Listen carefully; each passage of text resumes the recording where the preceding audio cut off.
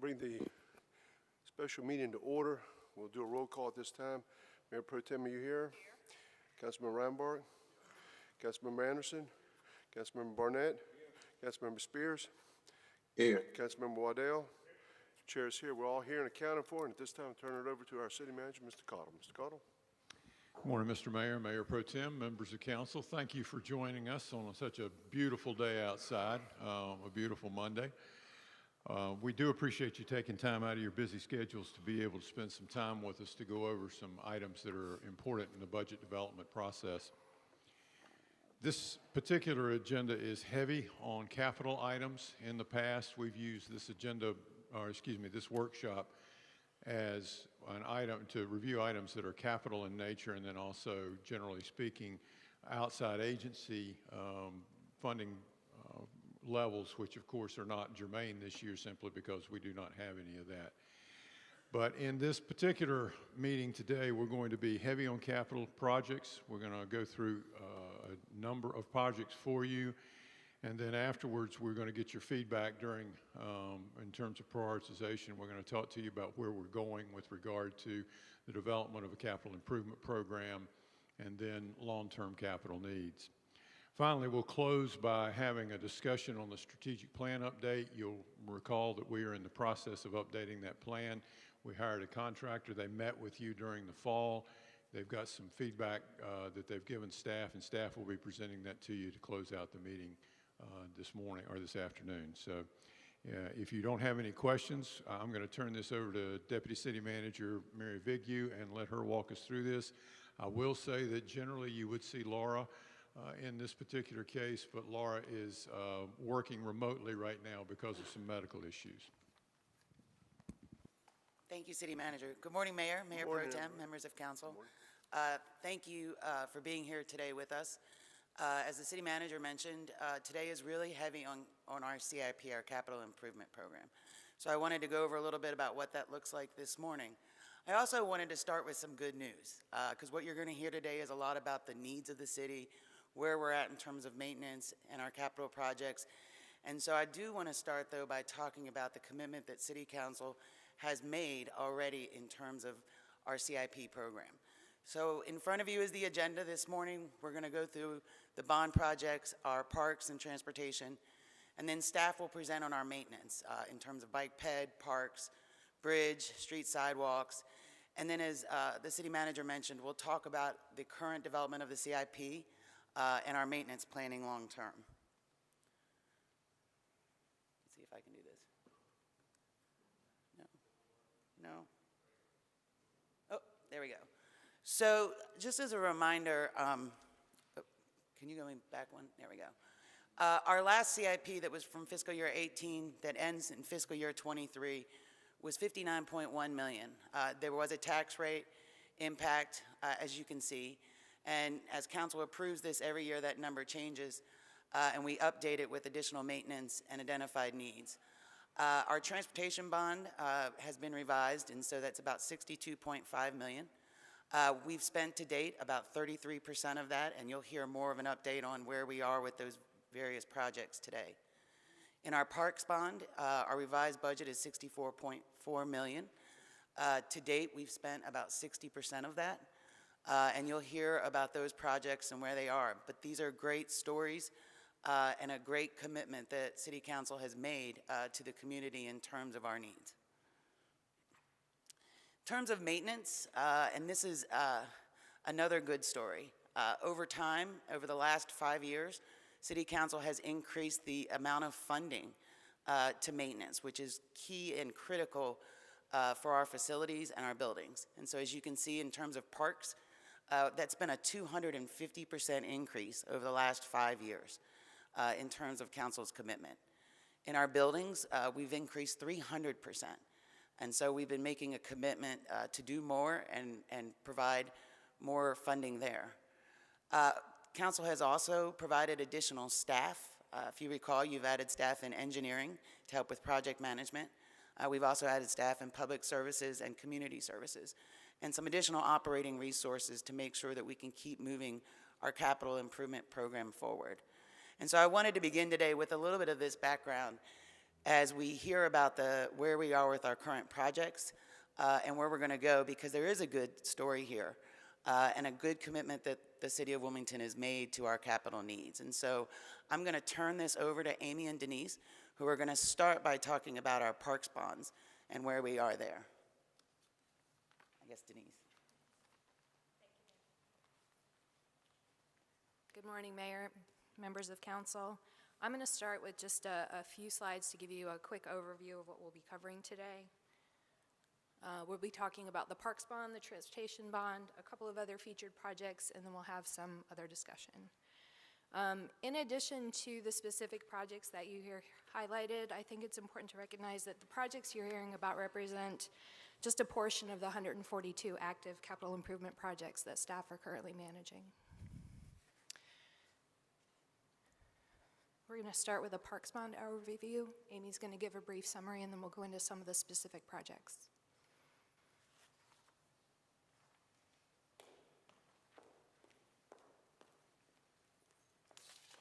Good morning, Mayor, Mayor Pro Tem, and City Council. Thank you for the opportunity to overview the Parks Bond. As you all are aware, the referendum was approved in 2016. There were 15 projects included in the bond, and we've completed 8 out of those 15. And you can see there the revised budget. Whoops.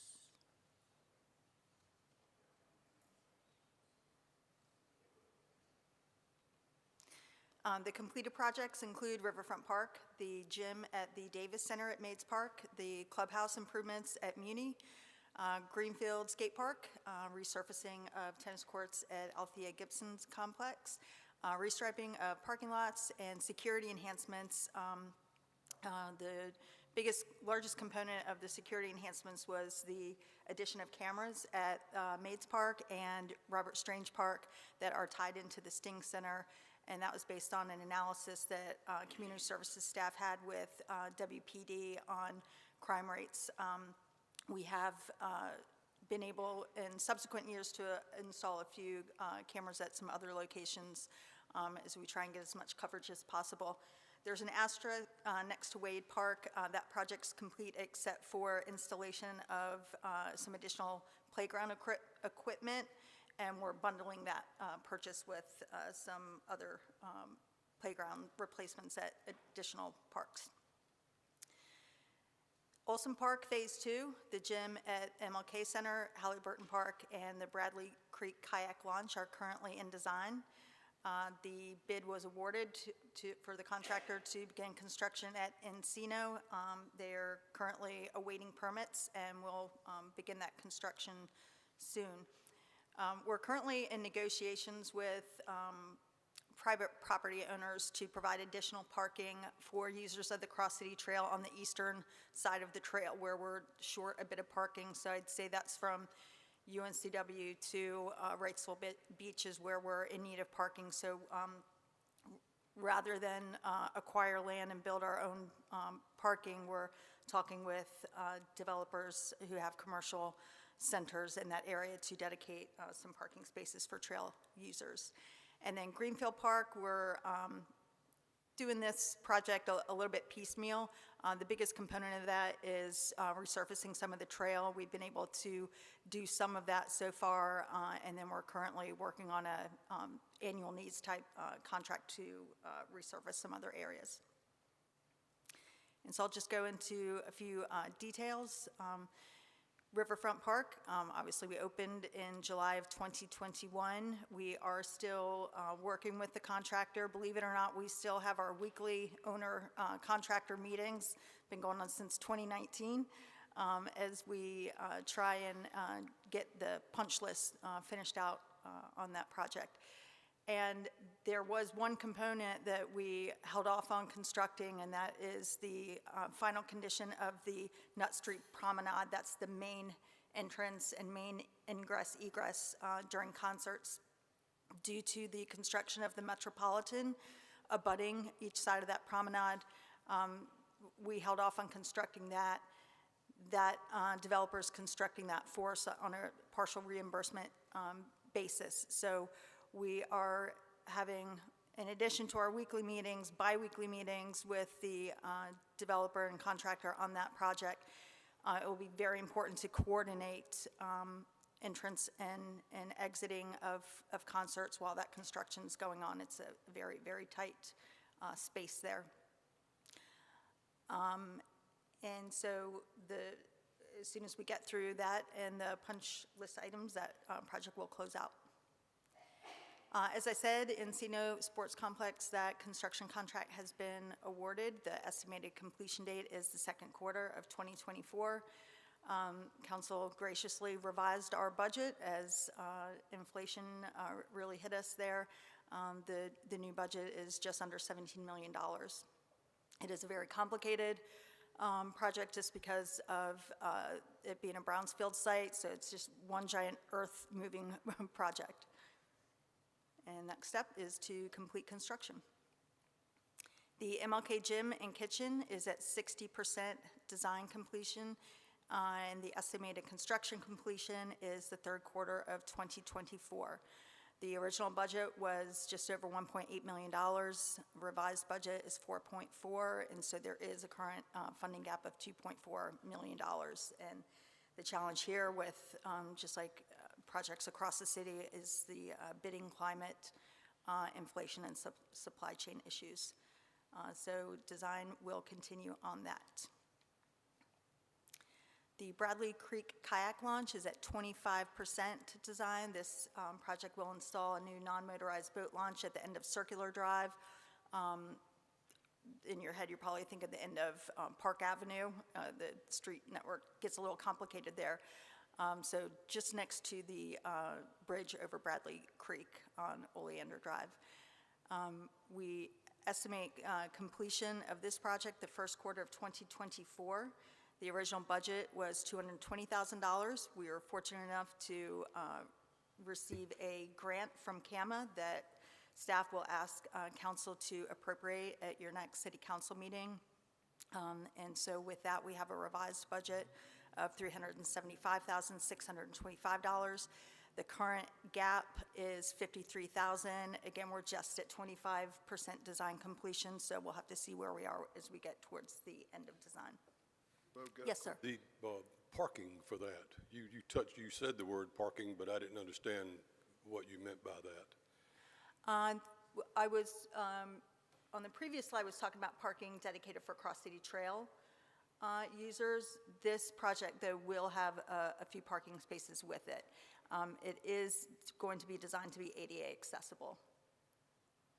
Okay, that still doesn't answer my question, Amy.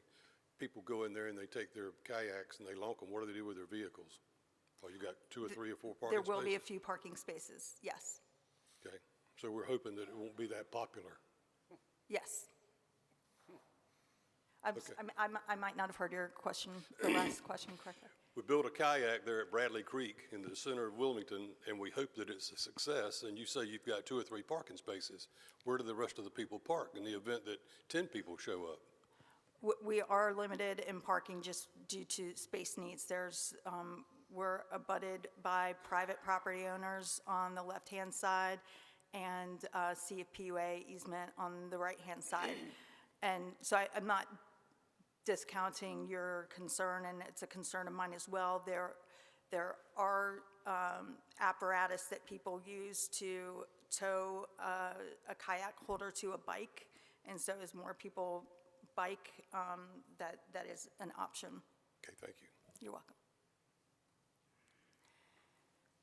Olson Park Phase 2 includes trail, pickleball courts, maintenance building, and potentially some multi-purpose fields and parking. The original budget is $2 million. Right now, where we are in design, which is very early, just in schematic design, the budget is just over $3 million. We will not be requesting of city management or city council additional funding on this project. We are able to design it so that we can build it to the budget that we have, and we can come back and fill in any scope that we take out in a later year.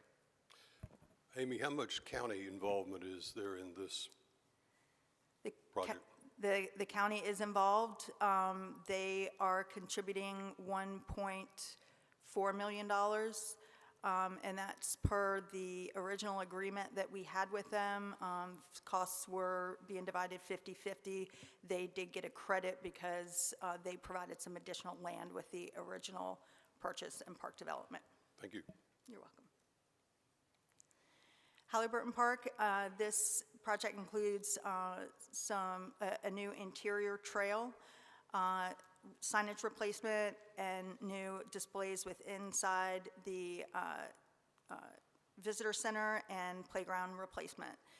The budget is $305,000. We have a little bit of pause in the design because we are looking to see if we can add a layer. You can see the windows, the front of the building, it's just one big wall of windows, which is great aesthetically, a great architecture design. However, it results in the interior of the building being quite warm, especially during the summer months. So we're looking at some type of liner that will cool that off and also be more energy efficient. And so community services staff is currently working with public services staff on ascertaining if there are any grants that we can take advantage of. Greenfield Park, I spoke a little bit earlier that we have completed some sections of resurfacing. Community service staff has worked closely with public services staff as they are in the paving business to help us with a scope to repave additional sections of the trail. Funding will not allow us to treat the entire 5-mile loop, so we're resurfacing based obviously on the sections that are in most need of it. And we will also be looking at doing some improvements to the Fragrance Garden, which is a popular spot for weddings next to the amphitheater. And we also hope to engage a consultant to assess the bridges for future repair. This is the project that I spoke about earlier, so I won't go into too much more detail unless anybody has any questions. Again, we are negotiating with private property developers on getting some dedicated parking, and we're modeling this on something that the city of Greenville, South Carolina does along the Swamp Rabbit Trail, where certain commercial centers provide dedicated parking in exchange for advertisement and marketing of those commercial centers. Yes. On the kayak launch project, have you approached like Wrightsville Beach Brewery, or there's an office building with a good bit of parking there? I mean, weekends, had any conversations about a similar approach there? We've not, but that's an excellent suggestion. That's something that we can look into doing. Because, I mean, to Charlie's point, I mean, we need to figure out a way to, if we're going to put it there, which, you know, I think it's a great place for it, but I mean, we needed more than 3 or 4 parking places, in my opinion. But Thank you. thank you. Yes, sir. Do we do like a signage audit for our parks occasionally, like just to see what needs to be replaced, and how often are we doing those? I'm asking because I'm going through some of the parks. Some of our signage looks great. Some of it probably needs some work. So I mean, how often are we turning those over? And I guess, is that within your budget, or is that something that's in the CIP?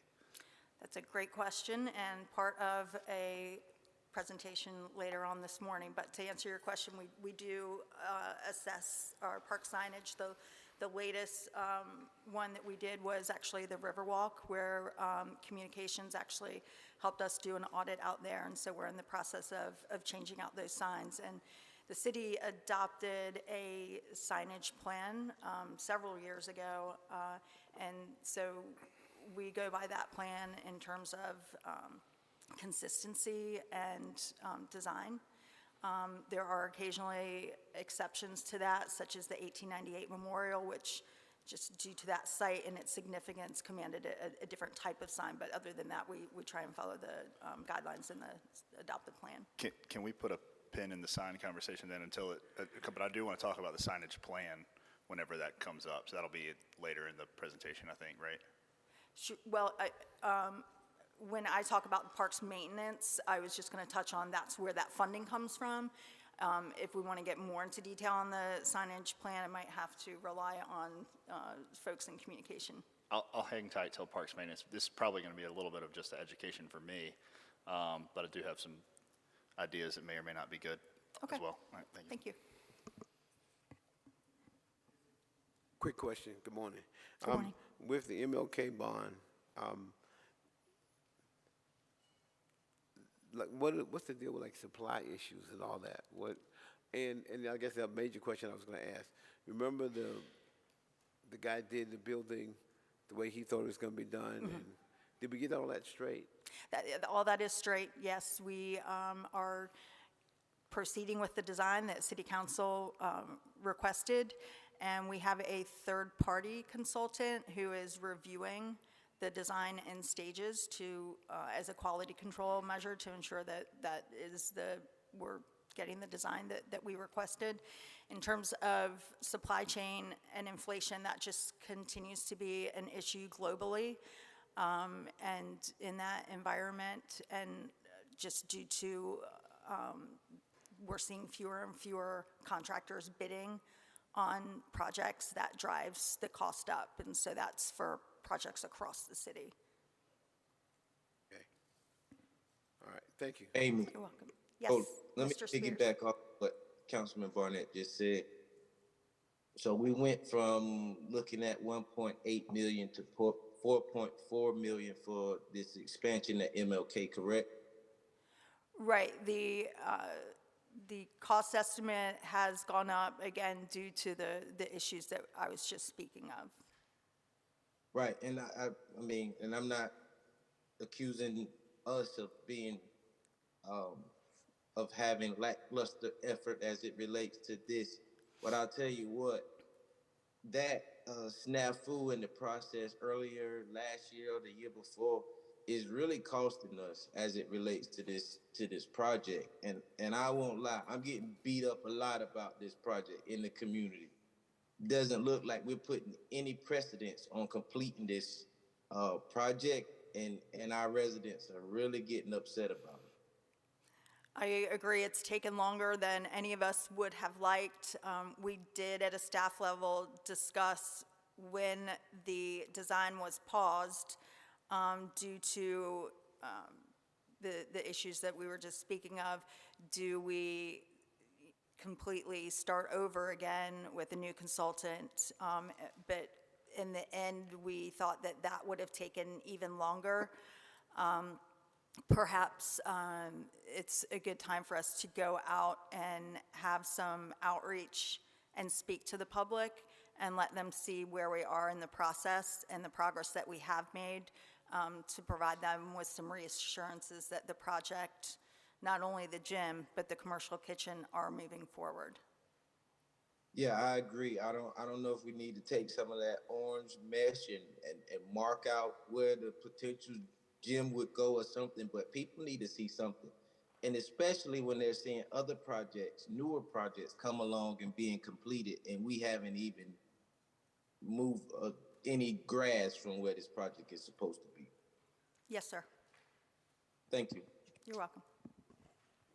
Amy, were there any financial repercussions for the firm we used? I mean that we told them we wanted one thing, and then they did another on their own.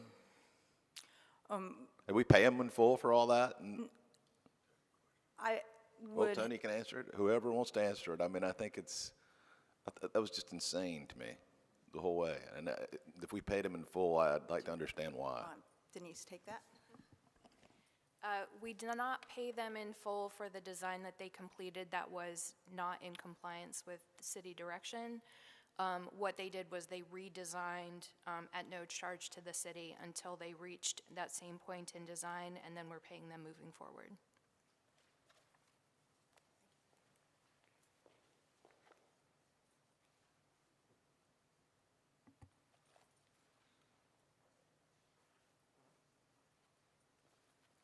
If there are no other questions, then we'll move into the transportation bond overview. Thank you, Amy. Quick overview of the Transportation Bond Program. It was approved by voter referendum in 2014. There are a total of 37 projects in there. As you'll see later in the presentation, a lot of those projects have been combined where it makes sense, so that 37 number is a smaller number. We've got 43% of the projects complete, with 16 of 37 complete and another 8 in construction. Over the life of the project, the budget has increased from $55 million to $62.4 million. That's primarily due to premiums we received from bond sales. We do have a total budget gap in completing the program of about $9.8 million right now, and I can go into that later. But we are looking at the program as a whole, the Transportation Bond Program as a whole. As some projects come in under budget, we then move that funding into contingency and use it to supplement the other projects. And I'll go into the projects that need additional funding in a little while. This is a list of the completed projects. I'm not going to talk through all of them. I do want to highlight the second one from the top, which is North Front Street Streetscape. That was recently finished. We'll be having a joint ribbon cutting with that project and the Bijou Park project in the next couple of weeks. Go into a little bit of the active transportation bond projects. These are the 8 projects that are currently in construction. They're either actively in construction or in purchasing or out for bid. Included in there, you'll see the Mason Row Loop Section 1 and Section 2. Section 2, we're just waiting for DOT authorization to move into construction. We have 6 projects currently in right-of-way acquisition, including our larger transportation bond projects included Pine Grove North, Pine Grove South, Greenville Loop Trail, Section 2 and 3. At your last council meeting, you did approve the construction contract for Greenville Loop Trail, Section 1, so that one has moved into construction. And of note, the Carolina Beach Road Streetscape project is currently on hold by NCDOT until their funding can be worked out. We anticipate that project would kick off again in 2025 with construction in 2029, based on their current schedule. A quick overview on the Dawson and Worcester Streetscape project. As you can see, this is actually a combination of 5 projects. The Dawson Worcester Streetscape project, crosswalks at 8th and at Worcester and at Dawson, and then crosswalks on 16th and 17th at Dawson. So that's an example of where we've had work that would take place in the same location rather than going in one time and doing a small portion of the work and coming back into the same area again. We've combined them so that we will do it all in one construction project. We are expecting, we're actively in right-of-way acquisition on that project right now. We're working with NCDOT on a resurfacing agreement wherein we would complete the resurfacing of that corridor with our project and would be reimbursed by DOT, which means that we don't have to pay for any pavement milling and reconstruction or anything that they would require if we weren't doing it in conjunction with their paving project. We have seen some construction and real estate cost increases there, so we have a funding gap of just under $1 million on that project. Yes? It reads original budget 1.35 and the revised budget stays the same. Why the gap? We haven't actually moved any of the funding into these projects right now. What happens is as we close out a transportation bond project, we move all of the remaining funds to contingency. And then as we bid the projects, we do an appropriation to move the funding into the project. So because the Munis project budget still reflects the 1.35, that's why it's still showing the original budget. But we only had in contingency enough to make up whatever the difference between 135 and 967 are. Yes. The next project I'm going to highlight is Greenville Loop Road Trail Section 2, which is shown in yellow on your screen. The project design on this one has been challenging. There are a lot of underground utilities in that corridor, the Northeast Interceptor, additional gravity and force main, water lines on both sides of the road, telecom, overhead utility lines, and we also have a bridge crossing of the creek in that project. So it's taken a while to get us through design. But we are in right-of-way acquisition. If you've driven that corridor lately, you will see some orange flagging out there so that we can coordinate with the property owners to show them where the right-of-way impact is on their property. And so once we finish the right-of-way acquisition, we'll move into bid advertisement and construction in the second quarter of 2023. Again, on that project, you're going to see a budget gap. In the original NA that you see there, this project started out as a larger project, and we have split them into 4 different sections. So the original budget for this specific project was 0. We moved 3.3 million into it from the overall project, but the total project cost on this one is 5.7 million. Greenville Loop Trail Section 3. This is the section that goes from Old Military to Park Avenue and makes that connection. Again, we're in right-of-way acquisition. You should start to see the similar orange flags out there for coordination with the property owners in the next 2 weeks. Utility coordination is ongoing with CFPUA for minor meter and adjustments similar to that. What you see here, the original budget that's shown here, the 6.8 million, that was for all 4 sections of Greenville Loop Trail. And for this section, we are seeing the 2.2 million revised reflects where we moved money out of this original project and moved it into the other 3 sections. Yes. So that revised 2.2 was then maybe reflected partially on the revised, on the slide prior, the yellow and the blue? That's correct. So what we did was we started with 6.8. Started 1 bucket. Yep. We did a ratio of the length of the projects and moved a corresponding amount of that 6.8 million into each of the 4 projects so that we had budget to start design with. Yep.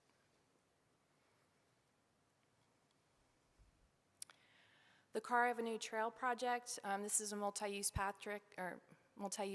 that starts at Patrick Avenue on Carr Avenue, was intended to cross the UNCW property and connect into Hearst Drive along with the Hearst Drive extension. As you're all aware, the Hearst Drive extension project is not moving forward. UNCW did not want to allow us to put the road across the property, which meant that in order to make the trail connection, we needed to come down to Fountain Drive and then cross over to College and then come back north, which dramatically extended the length of this trail project. We are moving into right-of-way acquisition with that. We're working on the maps right now. We're expecting bid advertisement in the 3rd quarter of this year.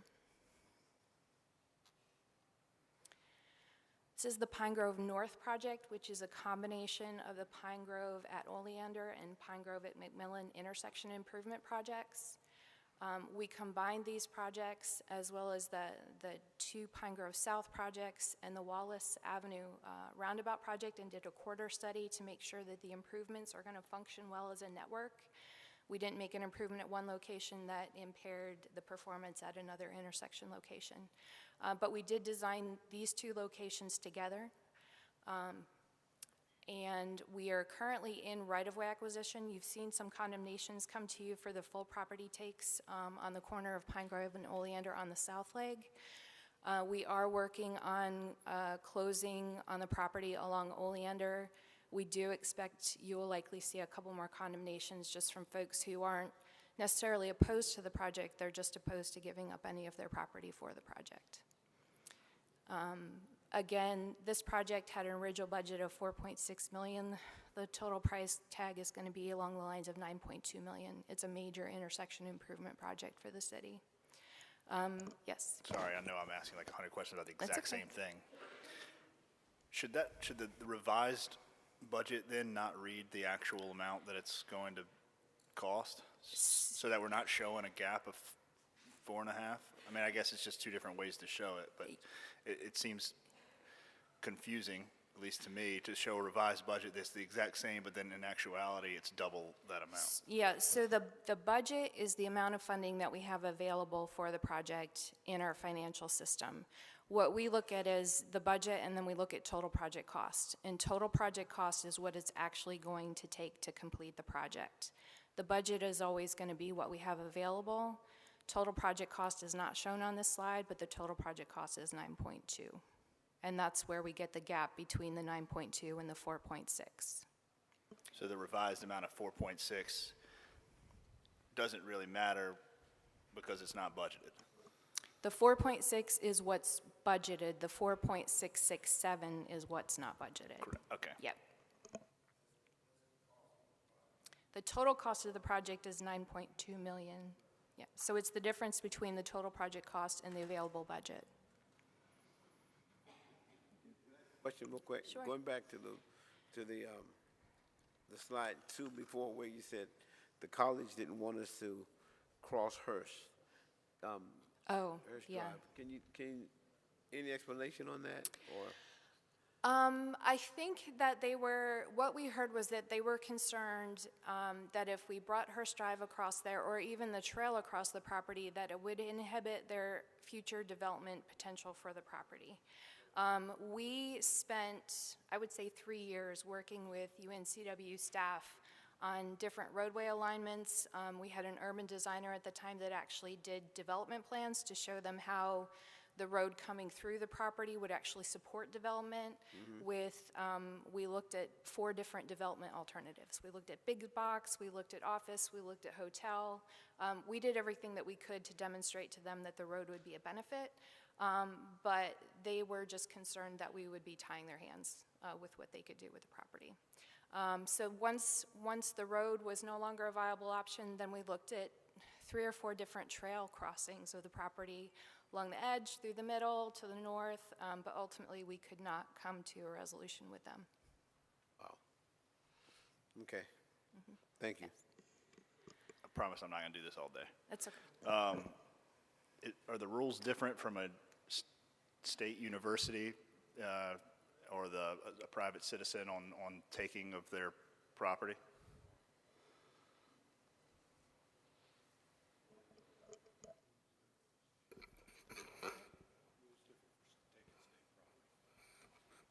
I'm sorry, your question was, I'm sorry. UNCW didn't want the trail there, and we basically have no right to take their property like we would anyone else, I guess. Yes, sir, the rules are different for condemning state property. We don't have the authority to do that. Figured, thanks. Can you fix that for us?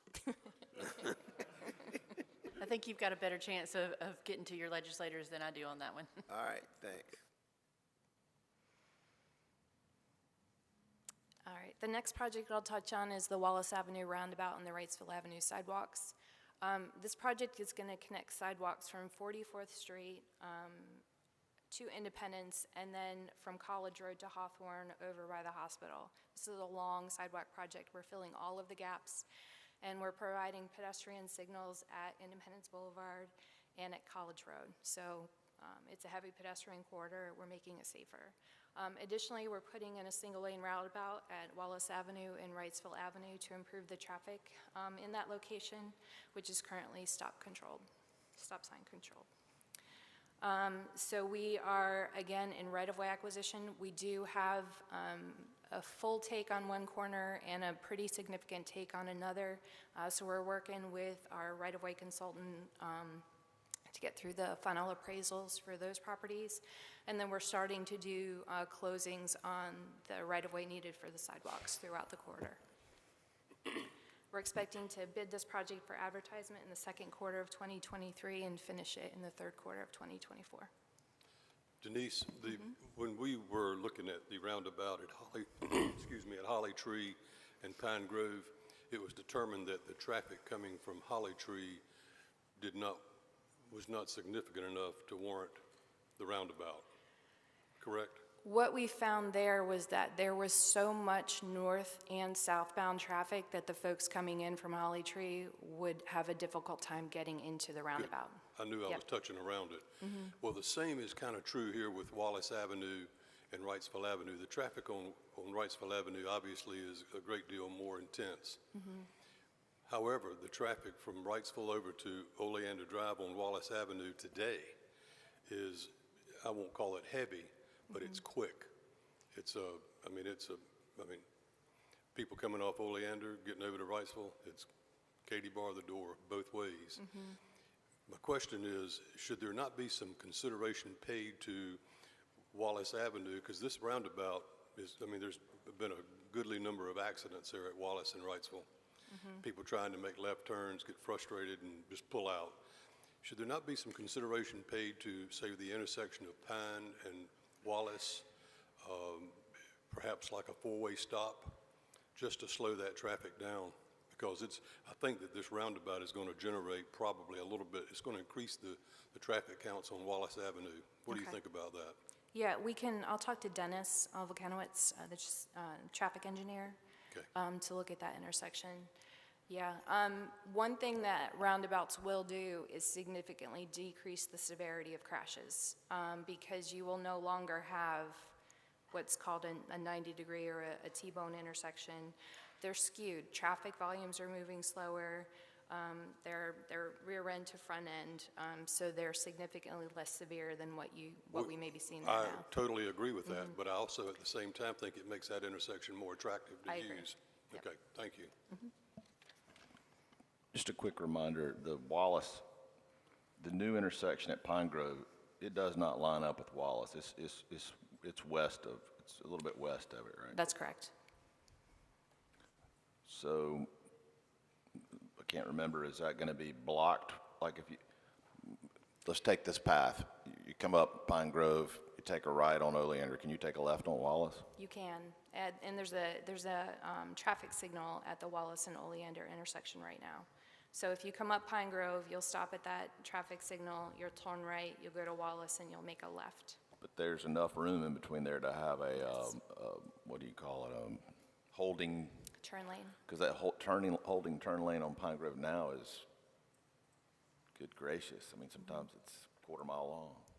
I mean, it won't back up into the Wallace intersection after y'all looked at all that, right? Based on all of the traffic analysis that we've done, which includes, synchro modeling through the intersection, we should not have that situation occurring. You just said that presently there's a traffic light at Wallace and Oleander. There's not. I'm sorry, it's at Hawthorne. Yes, ma'am. Yeah, I misspoke.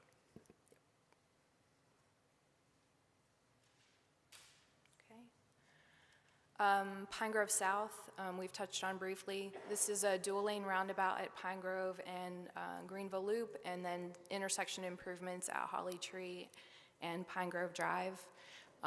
We are drawing the right-of-way maps on that project.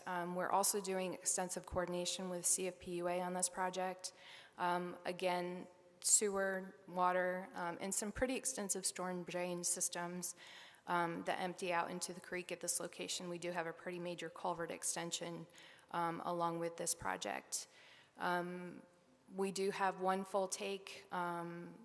As Councilman Rivenbark pointed out, that the ad hoc committee, the turn at Pine Grove at the intersection of Holly Tree is pretty tight. The sight distance is not great. We are realigning the road through that area, which does require the full take, but we'll have a much safer condition through there. We are expecting to put this project out for bid in the last quarter of this year with construction complete in 2025. That sounds like a long time. That's because this construction is going to be very challenging.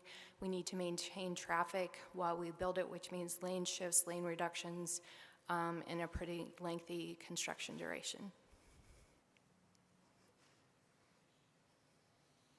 Carolina Beach Road streetscape, we've touched on this one a little bit. We are at a 65% design, or NCDOT is at a 65% design. We were providing enhancements to the funded TIP project to include decorative lighting, streetscape elements, undergrounding of the utilities for a portion of the project. They put the project on hold a couple of years ago because of funding constraints. They're expecting to start right-of-way in 2025, construction in 2029, and project completion in 2031. This is a summary. As I mentioned earlier, we do manage the financials on this program as a whole. The total revised available budget for all of the projects is $60.5 million. The total projected cost, so the total project cost for all of the projects is $70.3 million, which gives us a gap of about $9.8 million. Any questions about the transportation bond projects before I move on to some featured projects? What was the original bond issue, bond amount? The original bond issue was $55 million. Well, I won't be here probably when we do the next one, God help me. But I have advice, don't ever take this much on. 2014 to 2023 is wrong. And I'm not pointing a finger at anybody, it's just the way things happen. But taking on this many projects is just wrong. And I know when I was sitting down in the city manager's conference room and I was on an ad hoc committee putting together what we liked, what we didn't like, adding to it, subtracting, whatever. And we were just like kids in a candy store. So, we shoulder the blame, loading it up. But we didn't do it. Nobody ever said we can't do that many. It was, I think, maybe trying to please us or saying the right things, but we never need to do this again, ever. I mean, half of these projects would have been fine. Do them in the proper amount of time, funding, get it done, and then move on to the next one. So my esteemed colleague over here said the title of this ought to be, "We bit off more than we can chew." So thank you. I appreciate your comments. There were a lot of lessons learned in this bond program that we could take moving forward into another. I guess with that though, when you do the bond, do you do it so you can get the maximum amount of money? Because if we do like half and half, are the chances we may not get that second half? So I might let Jennifer Moretti answer this question. But it's a combination in each project. There's a combination of city funding and bond funding.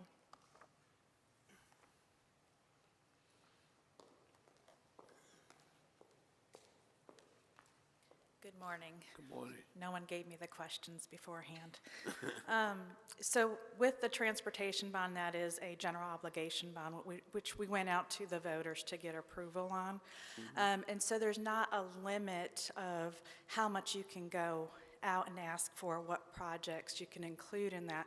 The chance you take is if we split this in half, then going back to the voters afterwards and asking for another approval for an additional transportation bond.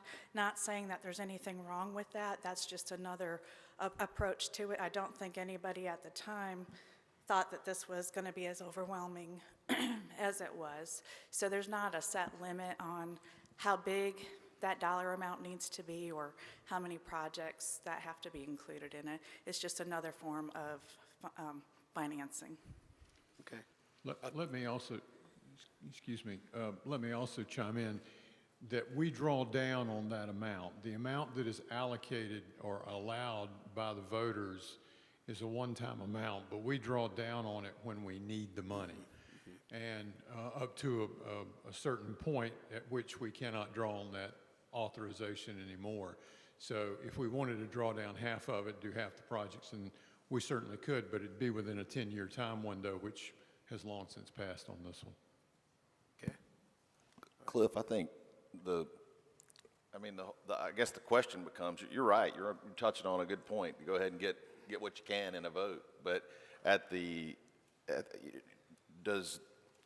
do the citizens lose faith in government when it takes 12, 13 years to finish them? Then they go to the polls the next time and say, when are you going to finish this? I don't know, but there's somewhere in between is probably, from this experience anyway, and we had a pandemic, so there's some interesting pieces of this puzzle, but I wasn't poking holes at anybody because, hell, we were part of it. Y'all didn't do anything that we didn't raise our hand for. That's beside the point. And to Cliff and to Neil, you go out there and you have one, even if it's half, and you do it in a timely fashion and you complete it, I think that speaks more volumes to the voters. Like, hey, the last time, you don't go out there the following year.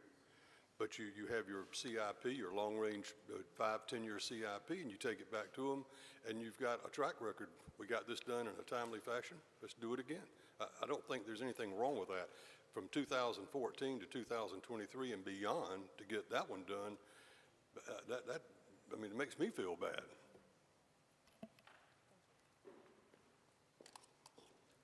Okay, any other questions on the bond program? I'm going to go over a couple of featured projects. These are projects that you heard about during last spring's budget work sessions where additional funding was needed.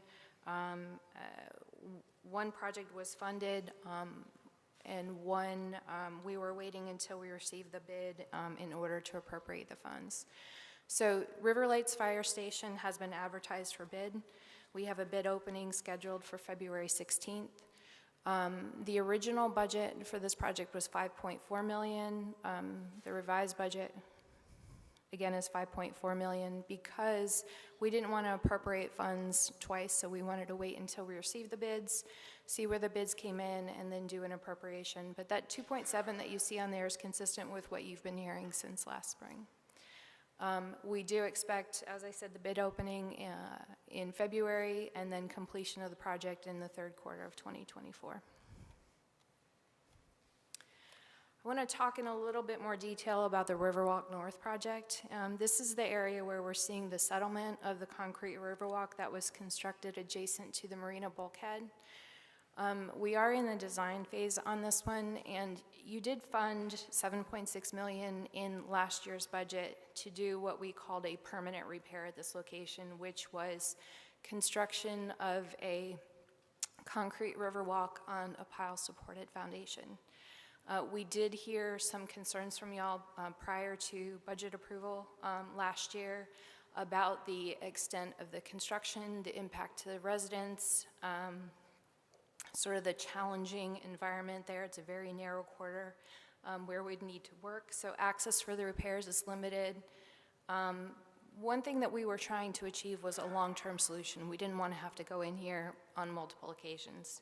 However, our consultant, our structural engineering consultant, has come up with an alternative that we think we should present to you, and that is for grout injection underneath the existing concrete slabs.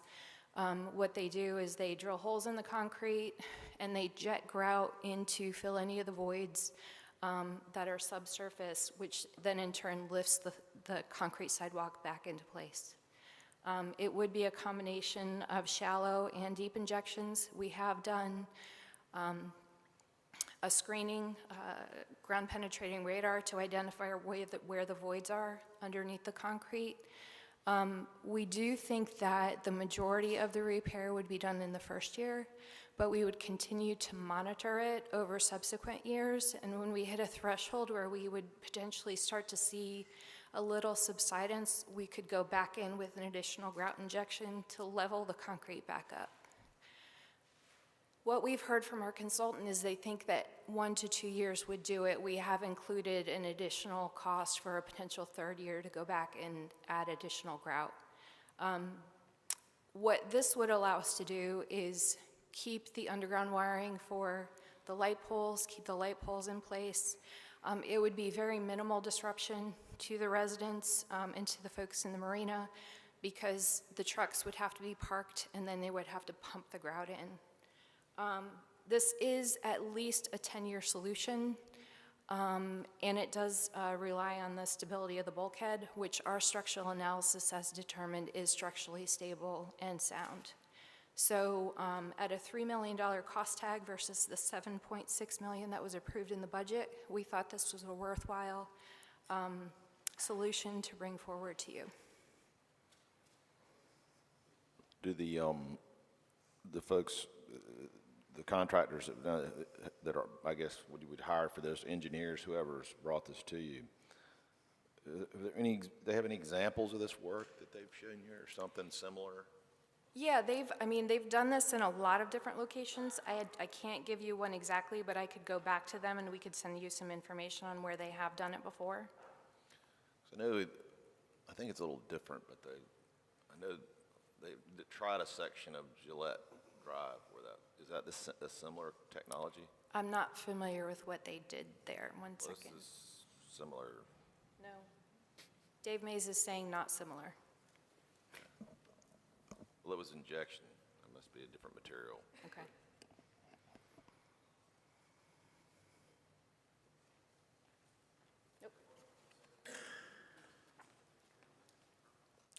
Excuse me, what we did on Gillette was really an injection to fill annular space within the voids below the roadbed. And if I'm not mistaken, Denise can correct me if I'm wrong, but what they're trying to do is actually add a structural injection that will re-elevate the concrete slabs that are out there. It's two different types, same technique, but two different targets in terms of the results. Like in Gillette, you're just putting some fill in there and you came back and paved it, whereas this one's literally going to hopefully lift the current structure. Is that? Okay.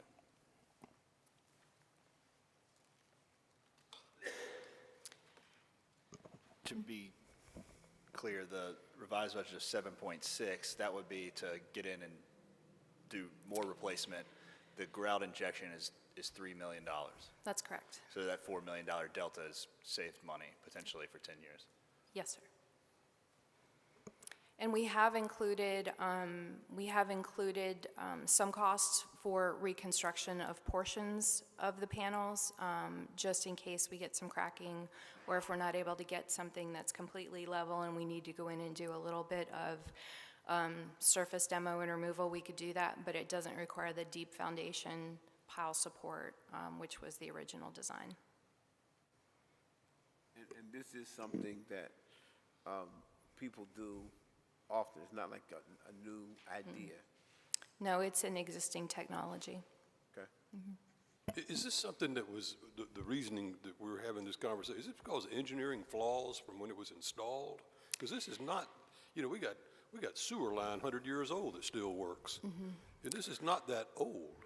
Yeah, so I think the primary factor that played into the amount of settlement that we're seeing at this location is based on our structural engineer's analysis. If you remember, there was a very large soil pile from Pier 33 that was right behind the Riverwalk. That soil pile has since come down in height, but it was pretty substantial for a while. And when you put that amount of soil loading on a site that wasn't accounted for in the design of the bulkhead system, it pushes lateral pressure out. And that led to a very little bit of rotation on the top of the bulkhead, which then resulted in soil settling along the face of the bulkhead.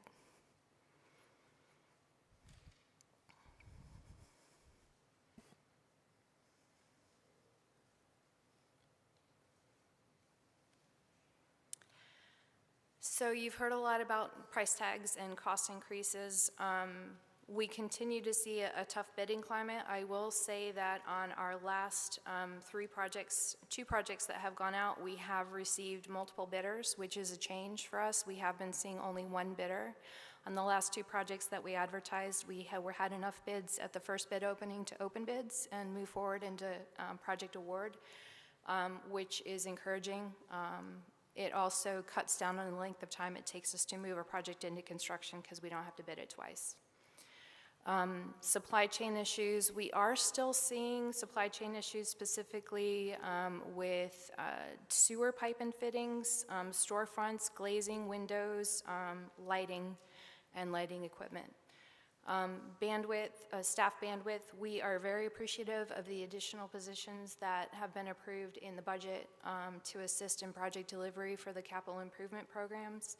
And we are continuing to advertise and hire and onboard staff to fill those positions. Right-of-way acquisition on all of these long transportation and the storm drainage projects that Public Services manages is a challenge. For Greenville Loop Trail, Section 2, we have upwards of 75 property owners that we're working with to try and acquire the property needed to build those projects.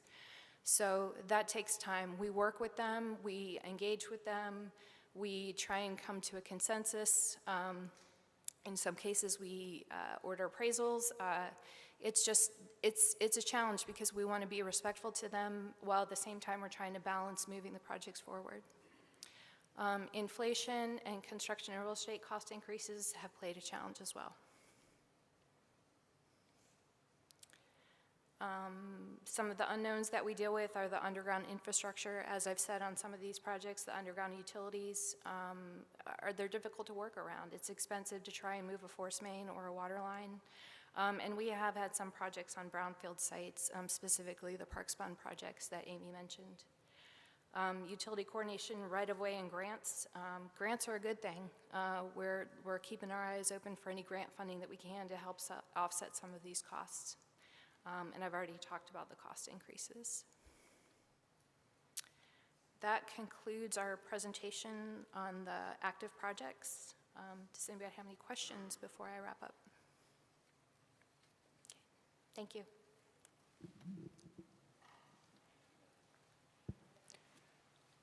Hi, this is Suzanne Gooding with the Budget Office. Next, we're going to go over some of the major maintenance projects, starting with bike and ped facilities. Ms. Abby Lorenzo, the Deputy Director of the WMPO. What page is that on the budget? It's the section tab, bike ped maintenance. In your All right, I'll find packet. it. Thank you. Good morning, Mr. Mayor, Mayor Pro Tem, members of council.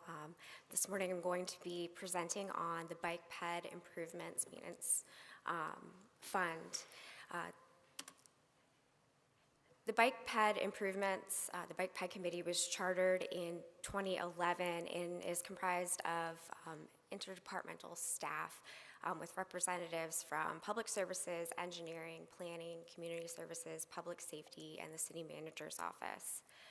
The committee works through this interdepartmental committee to prioritize funds for bicycle and pedestrian improvements, tackling network gap projects, as well as bicycle and pedestrian enhancements of city and grant-funded projects.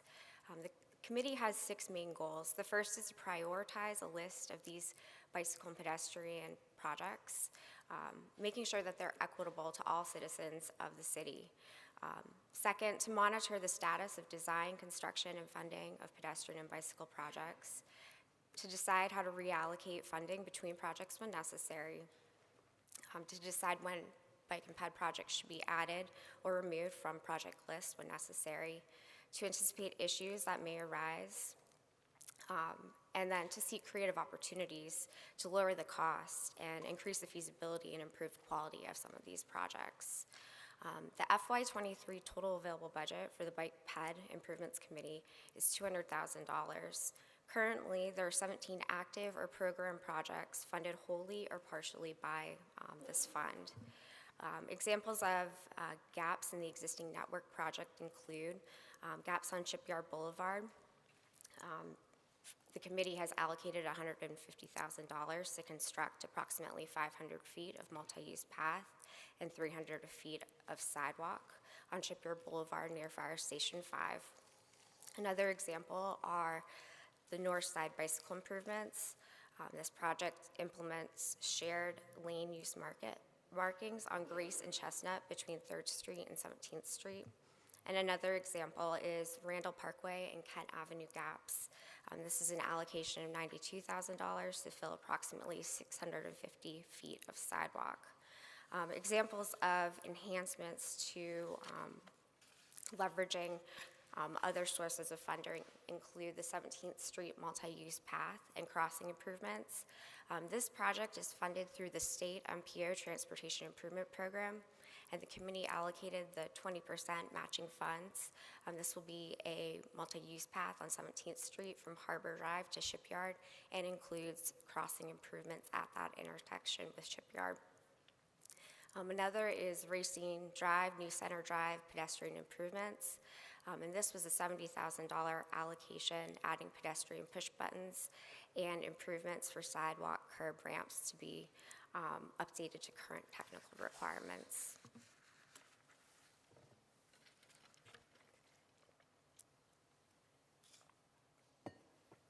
Committee works with GIS and WMPO staff to maintain network gap data and also maintains a prioritization model that's periodically updated, built in ArcGIS, and is used to identify the city's top network gap and fill projects. The model was last updated in 2021 with criteria and metrics selected to align with the city's adopted strategic plan areas and the Rise Together initiative. Criteria include safety criteria such as crash rates and severity, connection to transit stops, whether the project serves communities with high rates of households in poverty or households without a car, connections to grocery stores, medical facilities, employment centers, and schools.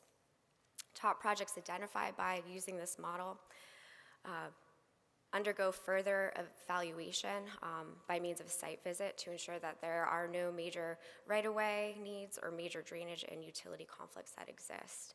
Essentially, that these are simple, easy-to-fill gap projects. Challenges include maintaining this prioritization tool's data and ensuring it is up-to-date and accurate, as well as staff time to assist in the final evaluation of those projects. On the screen is a map of projects that have been fully funded or partially funded by this improvement fund.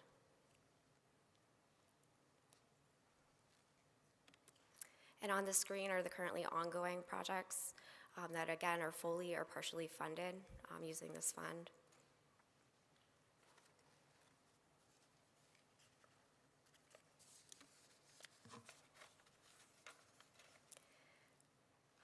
The annual funding for the Bike Ped Improvement Fund allows for the city to address lower cost, high impact bicycle and pedestrian network improvements.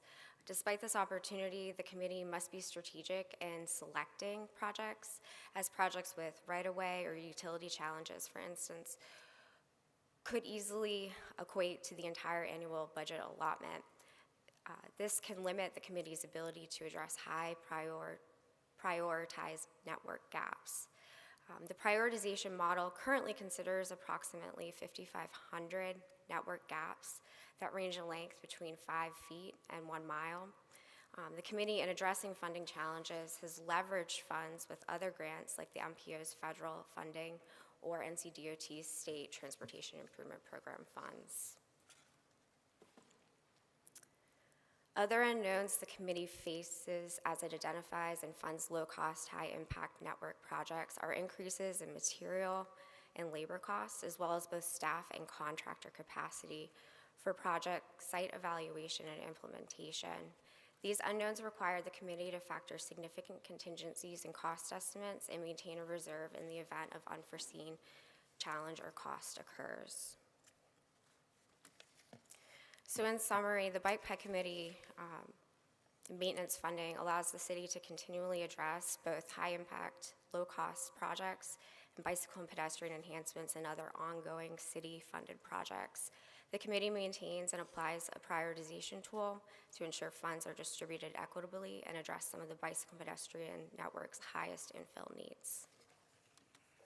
And I'd be happy to answer any questions. Abby, without having it in front of me, this could be dangerous, but I have a sheet I tore out of our book from MPO last week where it was, I can't remember the target of the funds, the bucket, whatever you want to call it. It was around $4 million that is going to go unused this year, and that therefore make the budget to apply. I think we have to apply sometime this summer, like 33% more than normal. Do you remember this conversation? Are you talking about our unallocated federal SCBG funds? Yes, Mike, do you recall this conversation? Like I said, I can't, it may be way off from Bike Ped, but Councilman Anderson, those are the STBGP funds that we get annually. We get about $5 million annually to disperse to our members, and so we do have a balance. And so the intent of the conversation last Wednesday was to make the board aware that, you know, those funds are available. You're going to be working through your budgets, and so Those are resources that the local jurisdictions apply for. And they can go towards what? They can Be go, used for what type of projects? they can go for a number of different uses. However, the majority of the projects do fund bike and ped improvements in our member jurisdictions. And you're in communication with city manager on that availability, or is that something that Luke and I should be? We have an annual call for projects that we disseminate, and then the city is made aware of. But they're aware of the available funding? Yes, sir. Okay.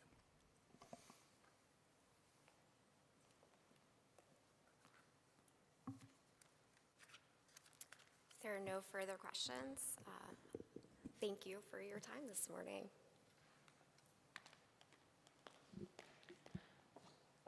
Up next, we have Amy Beatty, Director of Community Services, who will overview the park's facility maintenance and Riverwalk maintenance projects.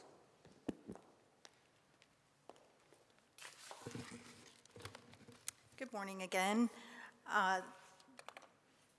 The Parks Maintenance Bucket Project, as we like to call it, funds a variety of maintenance items within our parks. The amount of funding that is in this project varies from year to year based on what other projects are in the CIP for that year and in keeping with the city's tax rate. And so anytime you see signage replaced in parks or a basketball court resurfaced, when the fences at Hoggard and New Hanover High School are run into, as they are very often, the funds to fix those fences come from this project, and hopefully we get an insurance settlement that we appropriate back into there. So I'm going to overview some of the projects that are going to be completed this year out of this project, and also talk about some unfunded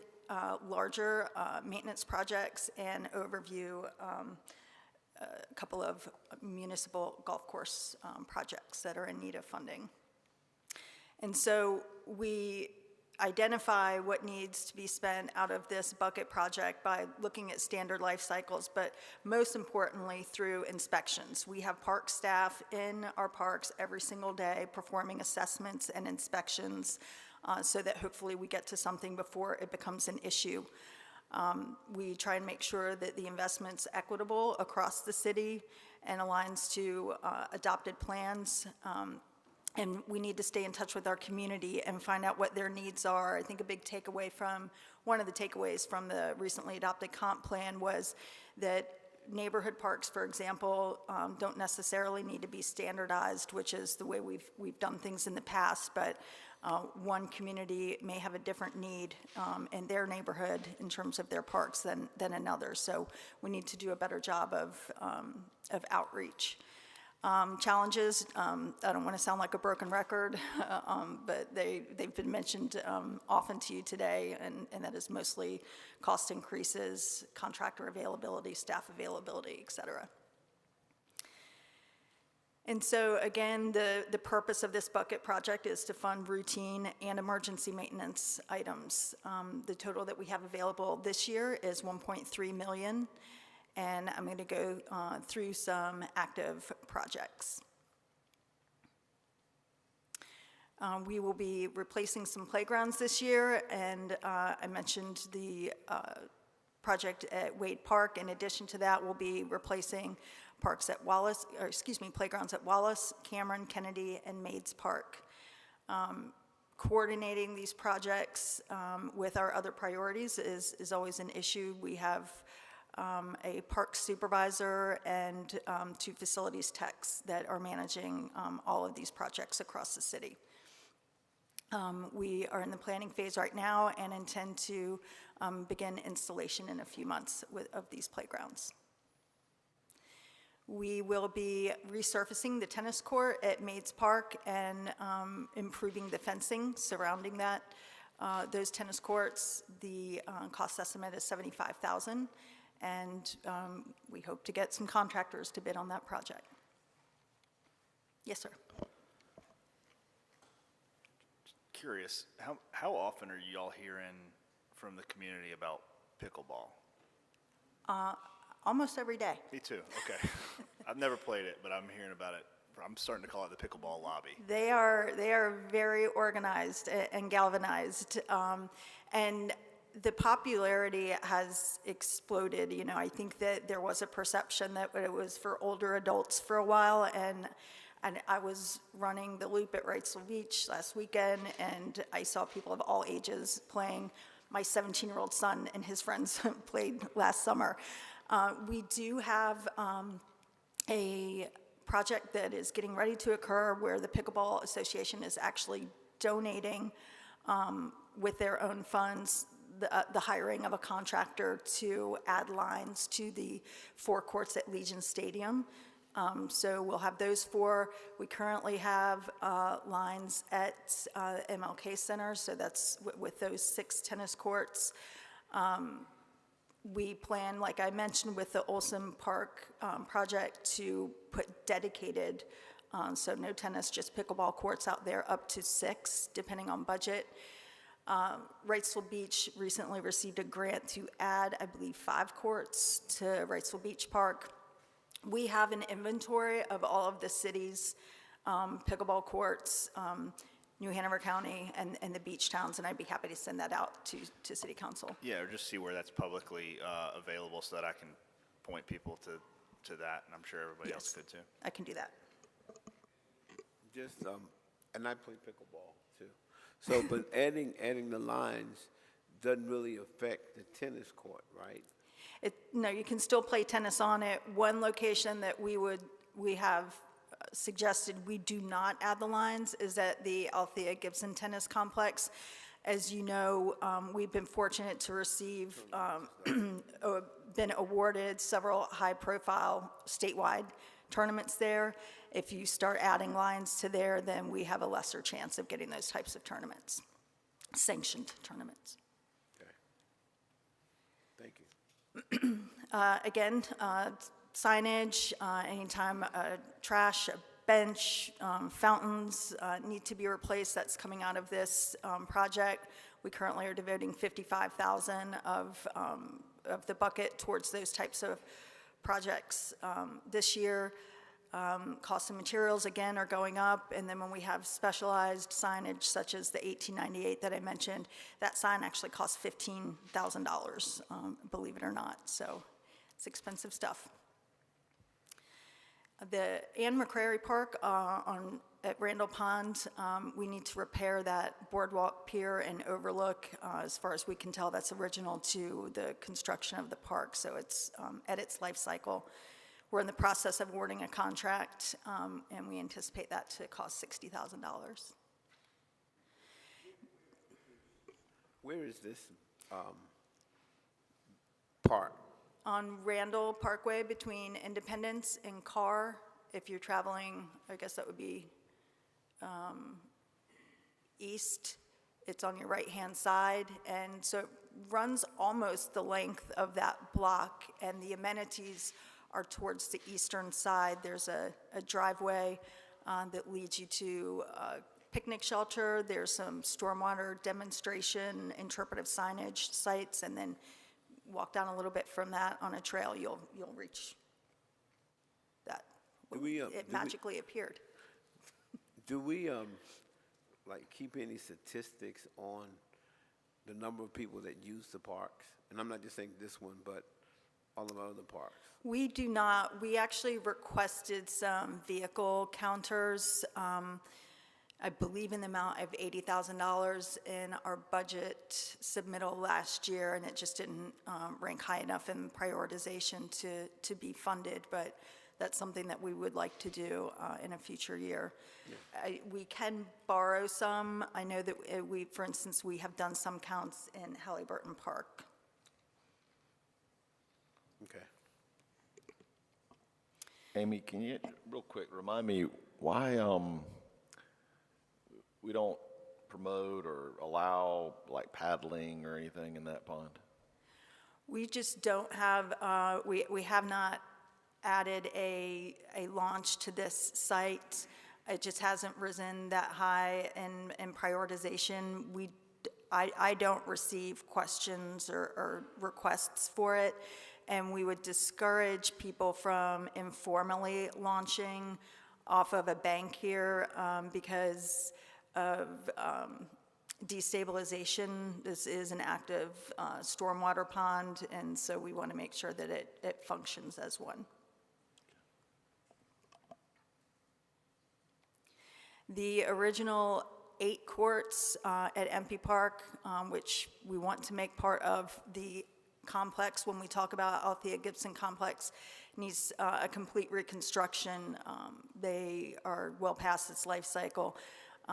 The budget is $613,000, and again, it's funded through CIP and a state grant, and we will be opening bids in March, and if we get bids, the work will begin in this spring.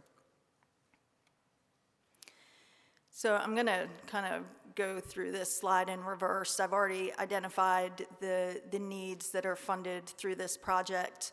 One challenge will be we have the comp plan that was just adopted. We've got the urban forestry master plan that's going to be coming to you late spring, early summer, as well as the Greenfield Lake master plan. So we're going to have 3 pretty large plans all adopted in one calendar year, and there's going to be needs that are recommended from those plans that we're going to have to make a funding plan for. And we, staff would also like to, in a future budget year, perform a full assessment of all parks facilities, similar to what the public services staff was able to do through a consultant last year to help us better plan and prioritize what we fund in future years. And so the next few slides, I'm going to overview some larger maintenance projects that would be what I would call standalone projects due to the cost would have to be a separate maintenance project outside of the bucket project. The first of these is Robert Strange Park. We have aging lighting, I'd say, is our first priority out there, aging fields and field amenities, and we would very much like to replace the fence around the pool. I believe Councilman Barnett was the first one to point that out. It has a bit of a jail look to it, and we don't want that. I think previously when that was installed, the health department had some different guidelines than they do now in terms of trying to keep people out of pools. A preliminary cost estimate to do all these projects is $2 million. Staff is also suggesting prior to funding this project that we complete a master plan for Robert Strange Park. That was another recommendation out of the comp plan. I think it's very important to get input from the park users. For example, we have 3 softball fields out there right now. My speculation is we don't need 3 softball fields out there. We probably need a multi-purpose field, replacing one of those. We have, for example, Pop Warner football that practices and plays on the softball outfields. So staff's recommending that as a budget request that we first do a master plan. And I'm glad you're looking at that because, I mean, just looking at the photos right now, it does look like it's been overlooked for a number of years.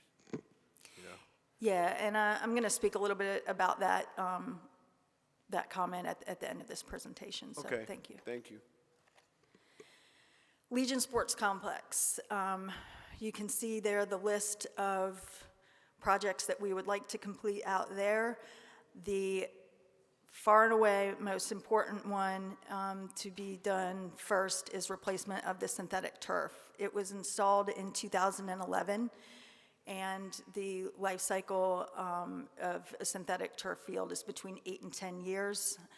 The longer you go without replacing it, the thinner it's called a G-max rating, and what that means just is that the surface is getting worn down. And so when kids are falling out there, you're at an increased risk of injury. So We have asked New Hanover County and New Hanover County Schools to cost participate in that, and it was unanimously recommended by the Legion Stadium Commission that those entities share in the cost. I'm currently waiting to hear back from staff on the status of that. The cost to replace the turf is around $600,000. That's less than what it was originally, just because you don't have to, we're just replacing the top layer. We don't have to go in and construct the sub-base and all of that. All totaled, these needs total $8 million with an asterisk. We don't have cost estimates on the concession equipment yet, and there is no contingency on this. As you know, engineering's been placing 30% design contingency on projects, and then when you add that to construction contingency, getting all these things done would be closer to $11 million. We are in need of replacing the lights at the original courts. The current lights were replaced in 2005, and they're out of their warranty. The cost estimate is $175,000, and we would come in there with LED lights, which would reduce operating costs. The Northside Pool has been experiencing some visible cracking, and we believed that was because of groundwater seeping underneath. It's on a high water table there. We actually budgeted and hired a consultant to perform some analysis out there, and they have recommended a solution, the scope of which is on the screen there: sandblasting, refinish, retile the pool, new coping and caulk, and that will cost around $200,000, a little bit less than that, and would be warranted for 10 years. They had some additional recommendations on top of that, which was an additional $375,000 that are not critical to the function of the pool, so we're not recommending those. Again, this will buy us 10 years, and during that 10 years, I would recommend that we look at, do we want to relocate this pool somewhere on the north side so that we don't have to do this every 10 years, and perhaps it's part of a multi-generational recreation center that was the, I think, top capital recommendation resulting from the comp plan. I'm going to talk a little bit about a project at the municipal golf course that's very important. We were able to appropriate from unassigned fund balance a new irrigation command center last year. We are at a point where we really do need to replace the system itself, the pipes, the valves, all that sprinkler system. It's over 25 years old. If that were to fail in the middle of the summer, when it's hot, it could have catastrophic effects on the course itself. We have funded through the existing budget the hiring of a consultant to design the irrigation in advance of the project. The project will, if it's able to be completed, will reduce labor, maintenance, and utility costs. It will be under a 5-year warranty, so we won't need to be spending money through repairs for at least 5 years. Didn't we do something major with this this golf course, like with the watering and the system recently? We've funded, again, the irrigation command center and the pump, but we have not completed a replacement of the pipe system and the sprinkler heads. Okay, so we just fixed the brains heart, and the pump. Okay, the heart of it, but not the veins. Okay. The cost estimate is $1.7 million, and in addition to that 1.7 to do the irrigation pipe replacement, we would also recommend replacing the spillway to the pond where we draw the water out for the irrigation system. It is, it's very old and just needs to be replaced. If it fails, that affects the water in the pond from which we draw the water to irrigate the golf course. The current undesignated fund balance is a little over $1 million, which is great. I remember when that was $300,000, so it's great that we've built that back up, but obviously it exceeds, the cost estimate exceeds that amount, and we want to make sure that we keep the fund balance at least $15,000. So we may be coming to you with a proposal to fund a portion of this from undesignated fund balance and a portion from a general fund grant. We do have other near-term future capital needs that, again, we want to maintain that fund balance for. That includes Pine Grove Drive crossing improvements. We have a scope and fee from a consultant to look at various alternatives there. We're going to be bringing an item to a future council meeting to appropriate funds that we have dedicated for that. We do desperately need to replace the cart barn that was in the 2016 Parks Bond project scope where we renovated the clubhouse, but we had to cut that from the scope due to price increases. We have some fairway drainage projects that we need to complete and need to repair and replace some cart paths. Amy, not sure where these other near-term capital needs rank, but that Pine Grove Drive crossing is imperative, in my opinion. It's a matter of time before, some people fly down. I see it looking down at their phones. It's a dangerous little spot where people are crossing Pine Grove. So I'm sure there's committees that are involved in ranking that, but to me, that is the most crucial of any of these capital needs. I agree, and I did list these in priority order. Dennis Valinkowitz is working with me on this. He developed the scope for me. We have SEPI Engineering on board to do that. I received the fee from him just a few weeks ago. I was trying to get through our budget development before I dive into that, but that's next on my list. And we were able to fund this. We have dedicated revenues from races that we permit throughout town. We collect $1 of registration fees, and we put that in a dedicated committed revenue account. And we fund various greenway, sidewalk, roadway needs with that in small amounts. And so we're recommending that we take money from that to fund this study. This is just a picture of that spillway into the pond that I was speaking about before. And then I think we have one slide that was out of order. I apologize for that. This goes back to the athletics facilities need. Godwin Stadium, a little bit outdated, built in 1946. It's very well used. May not look like it. It's a little bit off the beaten path on Shiprock Boulevard near the ports, but this is where New Hanover High School plays their softball games. And then we also license it out to Coastal Athletics for baseball games and practices and training nearly year-round whenever there's not softball taking place out there. New Hanover High School recently completed a facility assessment. This was one assessment facility that was a part of that, and this is due to a federal probe into their facilities. They are currently now in obtaining design and cost estimates for improvements out here. And so they'll share that with us when that's complete. And so there is an opportunity for cost sharing, what improvements we might make out here. Going backwards. Sorry about that. So back to a point, Councilman Ryven, excuse me, I'm looking at you and not calling you by your rightful name, Councilman Barnett.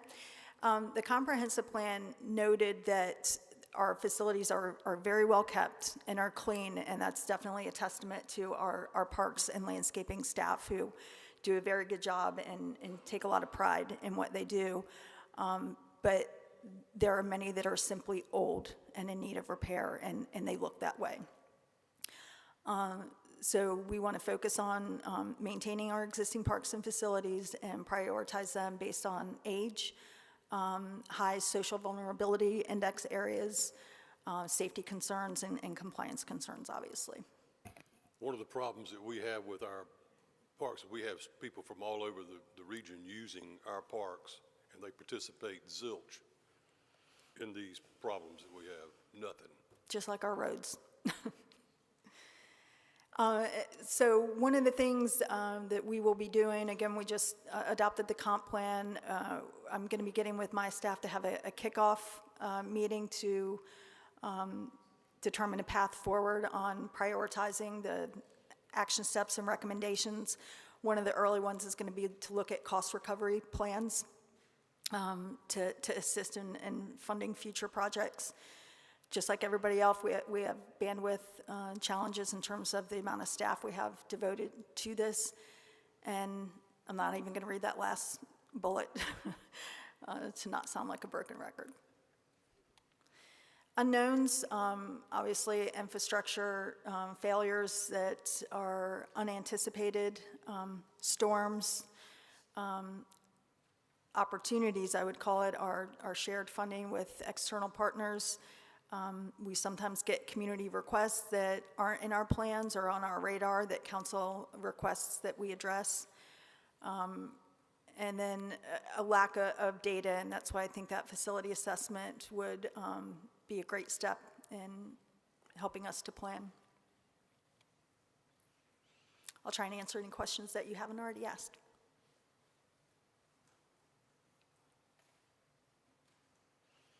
Well, if you think of any later, I'm going to be up here for a while because I think I have the next presentation.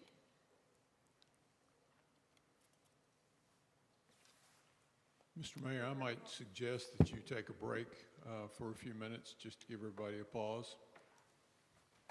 Okay. Take a recess.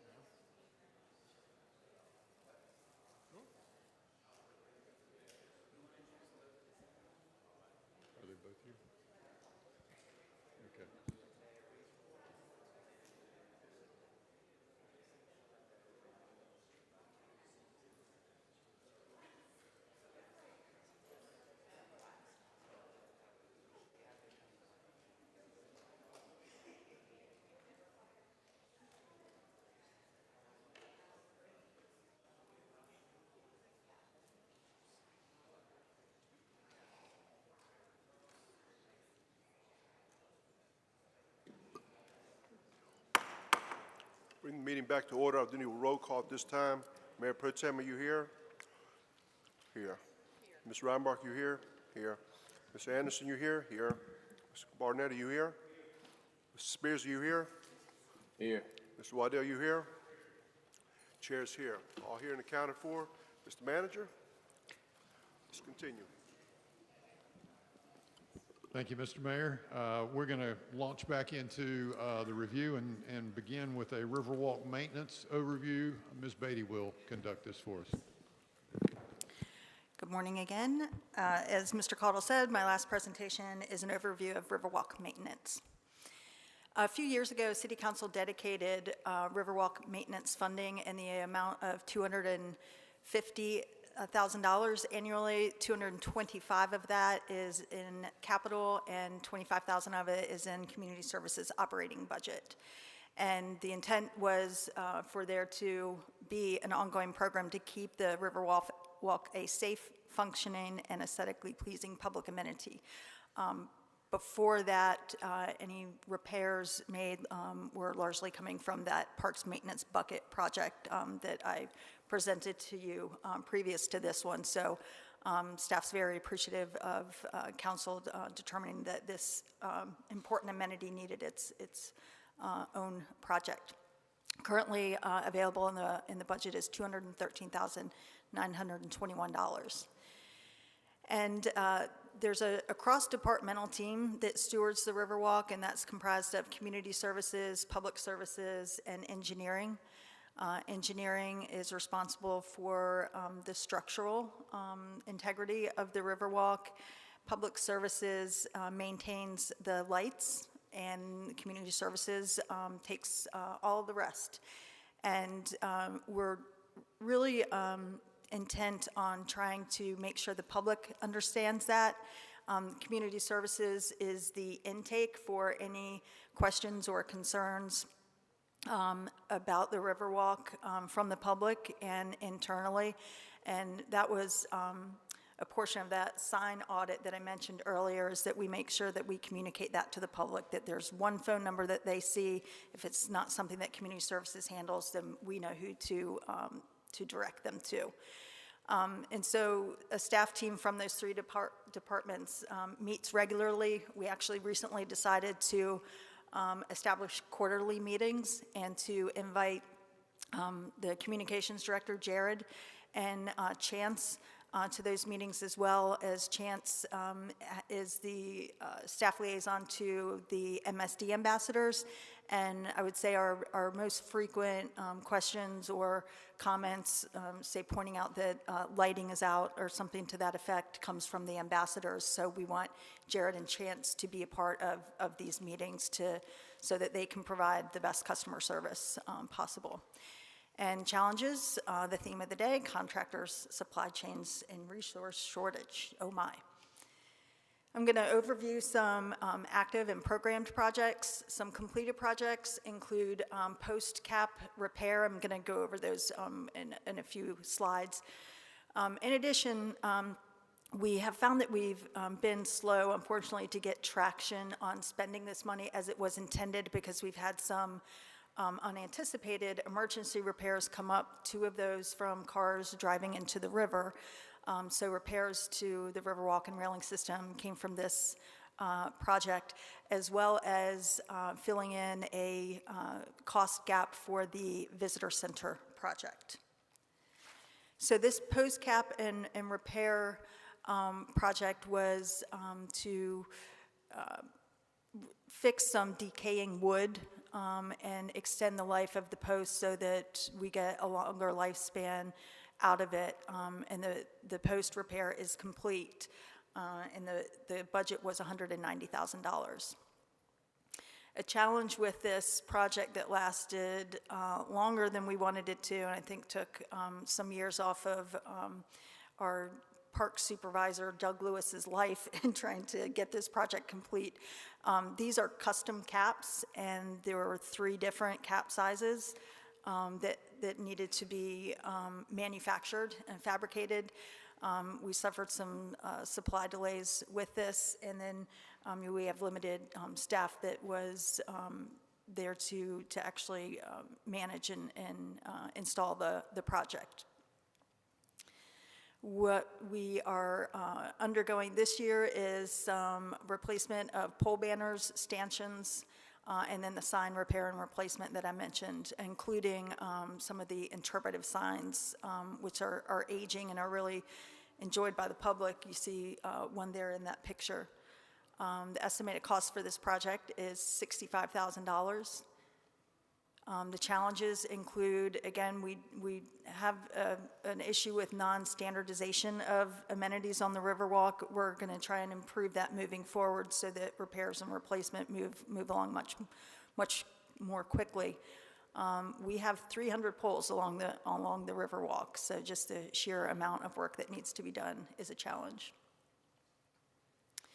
We have two projects that will be funded this year and managed out of Public Services. The first includes replacement of accent lighting fixtures and the circuitry for lighting to improve accessibility and maintenance. And the budget for that is just over $56,000. They're actually going to be relocating the circuitry. Right now, it's underneath the Riverwalk, so someone actually has to get into a boat to fix electrical repairs. And so we're going to be relocating that to the outside of the railing facing the Riverwalk. Or excuse me, not the railing, but the Riverwalk base. And the other project they will be managing is funding for design for some bollard stanchions. We have really tried to address this problem we have with cars traveling down the road and through the railing into the Riverwalk. And we're able to, some of that's been installed already through decorative planters. There's some places where that's not going to work. So Dave Mays is working on a design for what will work in those locations.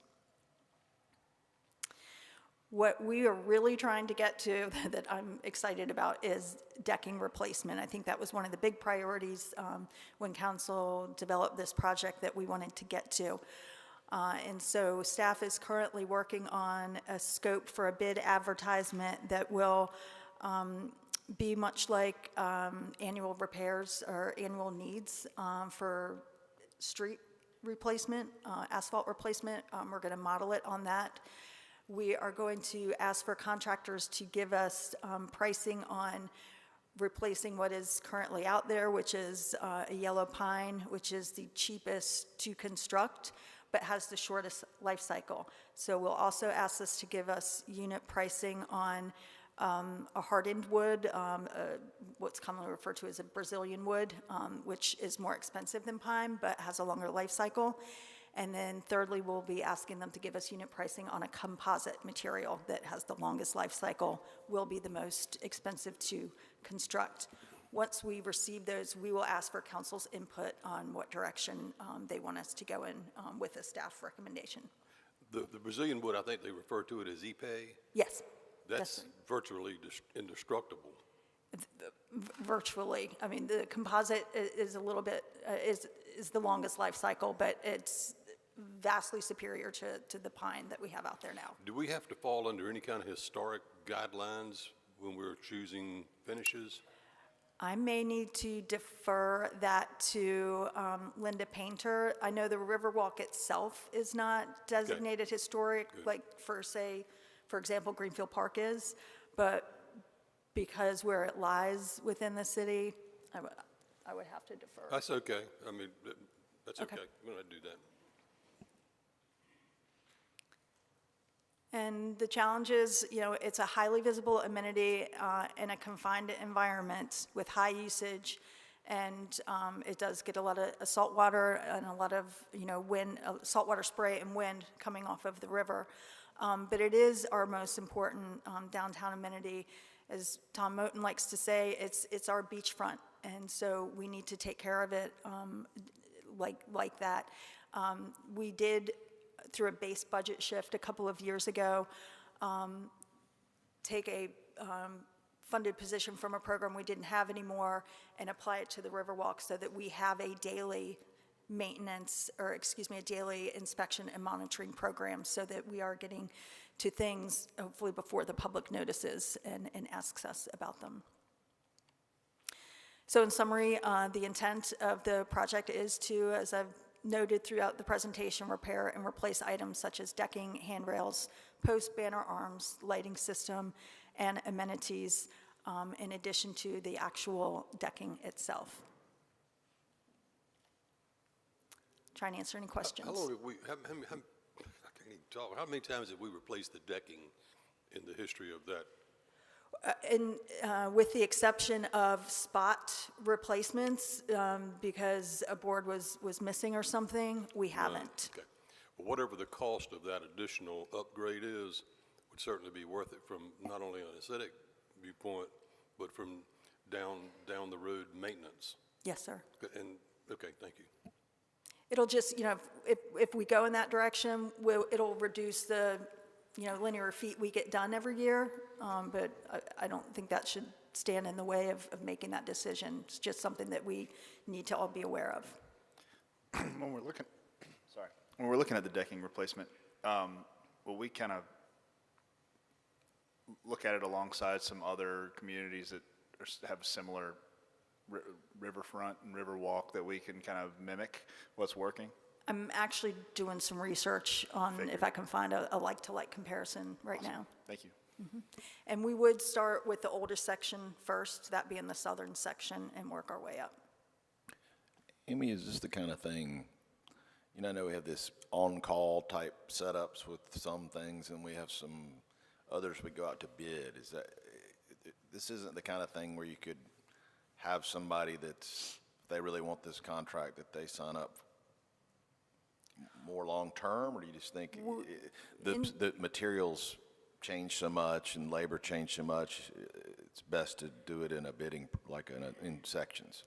We do have on-calls that I believe could perform this for us, and we wouldn't have to go out to bid. I believe in engineering, they have transportation greenway bridge on-calls, so we could certainly get the process completed more quickly that way.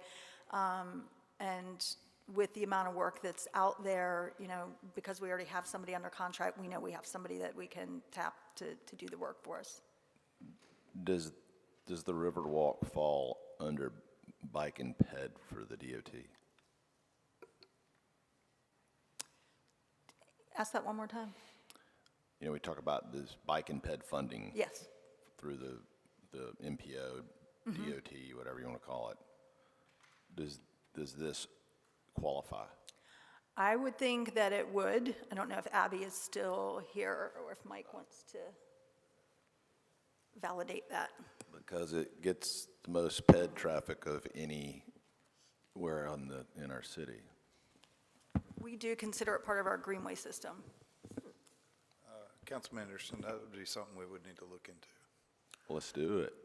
Okay. All right, thanks. We'll certainly take that away. All right. Yeah, why don't you look into that?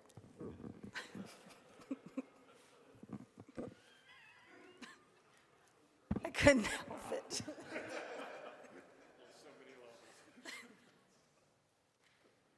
For those watching, they are married.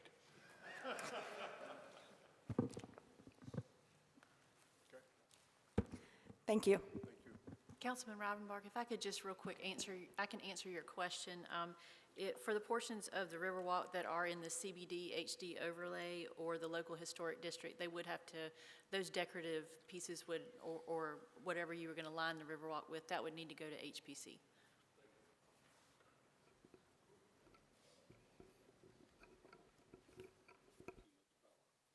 Denise Freund's going to continue the conversation with the Riverwalk assessment and bridge repair projects. Good morning again.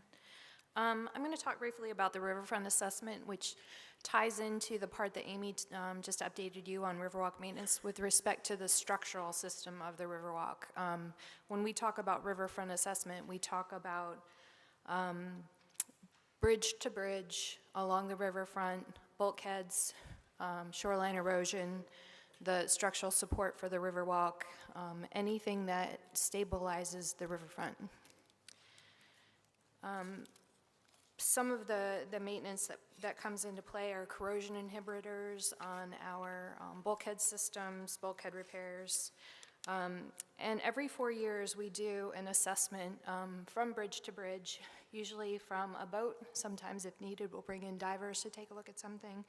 But they look at the entire shoreline, and they evaluate where repairs are needed, where preventative maintenance is needed.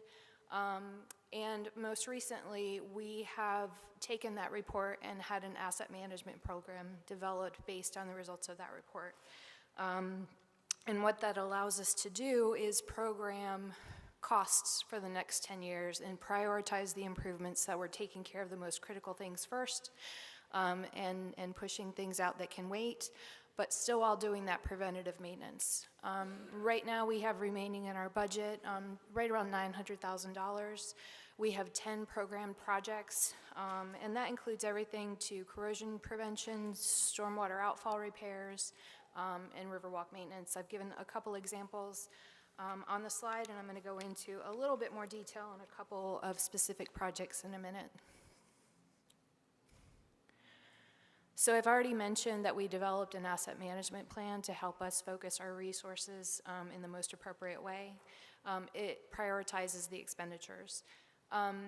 And one of the things that we're trying to do is address anything that would be considered deferred maintenance, because anytime you defer maintenance, it's going to lead to long-term rehab and replacement costs, whereas if you can do that maintenance up front, you don't see those substantial cost impacts. Also, we do have coordination with state and federal entities along the Cape Fear River, CAMA and NCDEQ CAMA, and then also the U.S. Army Corps of Engineers, because it's an active shipping channel. I'm going to give you a couple highlights. So this is the Dock Street shoreline stabilization repair. This is at the end of the Brooks building underneath the Riverwalk. You can't see it unless you crawl underneath the Riverwalk and take a look at it. And it is a section of retaining wall that is failing. And we are evaluating options to get in underneath there and make that repair. So obviously, challenges, access for equipment and personnel to have the room to do what they need to do in there, and also wet conditions. So we are currently in design on this. We expect to put this out for bid later this year, and it's got a budget of $450,000. Denise? Yes. Is that picture taken when there was a cofferdam put in place? When there was a, pardon? A cofferdam, however you pronounce it? Cofferdam, it's the bulkhead. Yep. Okay. Well, that generally is underwater, isn't it? It's generally underwater. It was taken at low tide. There was not a cofferdam to dewater in place. You could see it at low tide. So when we did the kind of a major project under the Brooks building and that section of the board of the Riverwalk, this was not, I mean, I can't imagine this is right beside that. It's a little bit to the south of where that project took place. Yeah. And it was identified from a boat and from somebody actually crawling underneath the Riverwalk and identifying these locations. It was not identified with the Brooks Building Riverwalk project. That looks like something I'd do right there. Not very good. Thank you. Yep. So I'm just going to highlight sort of an ongoing project, and that is the removal of debris and logs along the Riverwalk. We have some locations where we have debris. We generally will get a phone call right now. If there's a log or something that's trapped under the structure, we reach out to Public Services right now. We have had some conversations about having an on-call contract for like log removal, because the only way to get it is to go out in a boat and get it. But if you leave it underneath the Riverwalk with the tidal action, it bangs against the Riverwalk structural support. So we really need to get those large items in particular out of there as quickly as we can. Obviously, it's an ongoing action that's needed, and identifying that funding stream where we can just pick up the phone and call a contractor and say, hey, between light pole 25 and 26, we have a log under the Riverwalk, can you go get it? So we've budgeted $40,000 to start that process. And similar to the annual needs contract that Amy mentioned, that we think is probably the most appropriate way to manage the debris. The next item is just general Riverwalk maintenance, and this is for the stuff underneath the Riverwalk that you don't see when you're walking along it. And it can include anything from repairing cross bracing. As you can see in that picture, that may have been from a log that was under there that has damaged the cross bracing. Things like bolt replacements, fasteners in this highly corrosive saltwater environment, those things routinely need to be replaced. So again, access for equipment and personnel underneath the Riverwalk, low tide or boat is typically when you're going to do that work. So the 2022 asset management plan that was developed talks about multiple types of maintenance. Cyclical maintenance, which is the stuff you just should do on a routine basis to preserve your infrastructure. Condition-based maintenance, which is the stuff that comes up periodically because of some action. Rehab, which is when your deferred maintenance maybe comes into play, or when things are approaching the end of their life cycle and you're trying to preserve your infrastructure for as long as you can, and then replacement when you reach the end of your life cycle. We have a 10-year program identified for $4.4 million roughly to address the ongoing repair and maintenance of the substructure and the shoreline stabilization. As I mentioned, preventative maintenance can delay replacement as well as your annual cost for maintenance, so it's important that we address that up front. Challenges, again, bandwidth, funding levels, contractor responses, all the things that you've heard about so far today. And then storms, particularly along the Riverwalk and the shoreline, can have an impact on accelerating needed improvements. And then the cost to access, we pay approximately $50,000 every 4 years for this report. It's money well spent. It helps us to identify the problems and the issues and prioritize that funding. Any questions before I move on? Okay. Lisa, if you'd allow me to interrupt for just a second. Sure. I want you to note that all of these maintenance costs and projections are irrespective of the potential to be able to acquire the Coast Guard property, and remind you once again that that Coast Guard property is going to be in need of significant bulkhead repair associated with the abandonment of that property. Tony, if I'm not mistaken, just hearing what Denise just indicated, you're talking about a $4 million maintenance budget for this Riverwalk for 10 years, is that correct?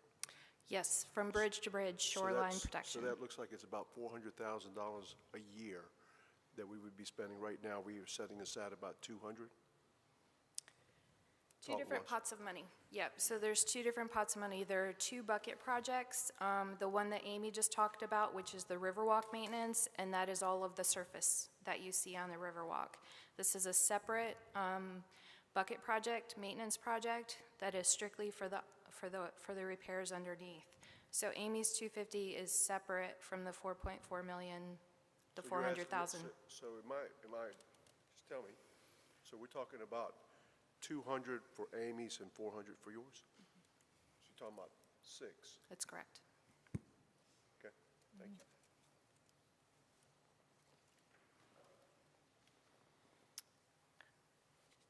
Dylan, can you get me to the bridge repair? There you go. Thank you. So I'm going to highlight our bridge repair maintenance project. The city maintains and repairs over 20 bridges and large culverts throughout the city. Some of those fall under NCDOT roads, and some of them are under city-maintained streets. And the work can range from crack repairs to bulkhead wing wall repairs to full replacements. And we pay every 2 years for an NCDOT selected consultant to come in and look at the NCDOT structures. And then we also pay that same consultant to look at the ones that are city-owned, so that we're getting a comprehensive look at all of those structures every 2 years. They produce what's called a bridge inspection report, and we engaged a structural engineer. We don't have any structural engineers on city staff. So when it comes to structural items like Riverwalk stability and bridges, large culverts, we engage structural engineering consultants to help us get the guidance that we need to prioritize that work. So we engaged a structural engineering firm to complete a bridge asset management plan, similar to what we did for the Riverwalk. Take those inspection reports, pull the critical information out of it, prioritize the expenditures, and which improvements need to happen first. Right now, we have an available budget of just over $1 million. We have 7 program projects. One of them is the Pine Grove Bridge repair, which you're going to be seeing coming to you for a construction contract award in February. Guardrail, deck drain, handrail repairs, and then concrete repair work, which is ongoing. Denise, may I ask a question about the Pine Grove Bridge repair? Sure. That bridge is fairly new. We're talking about the one right there by Clearbrook, crossing Hewlett's Creek? Yes, of another but bridge. it's not fairly new. This is, Yeah, it I is. think we did one a couple of years ago. This is the other bridge. I can't think of what other bridges. Greenville Loop. We did Greenville Loop. Thank you, Dave. Yeah, this bridge has timber bulkheads in place, and it's been there for a while. Thank you. Yep. So what we're proposing with that project that you're about to see is stabilization and repairs that will get us another couple of years until we can fund a full replacement. We want to maintain the load rating for that bridge so we don't have to post it. So we're going to do some interim repairs, but we do have a CIP request in for full replacement of that bridge in the next CIP program.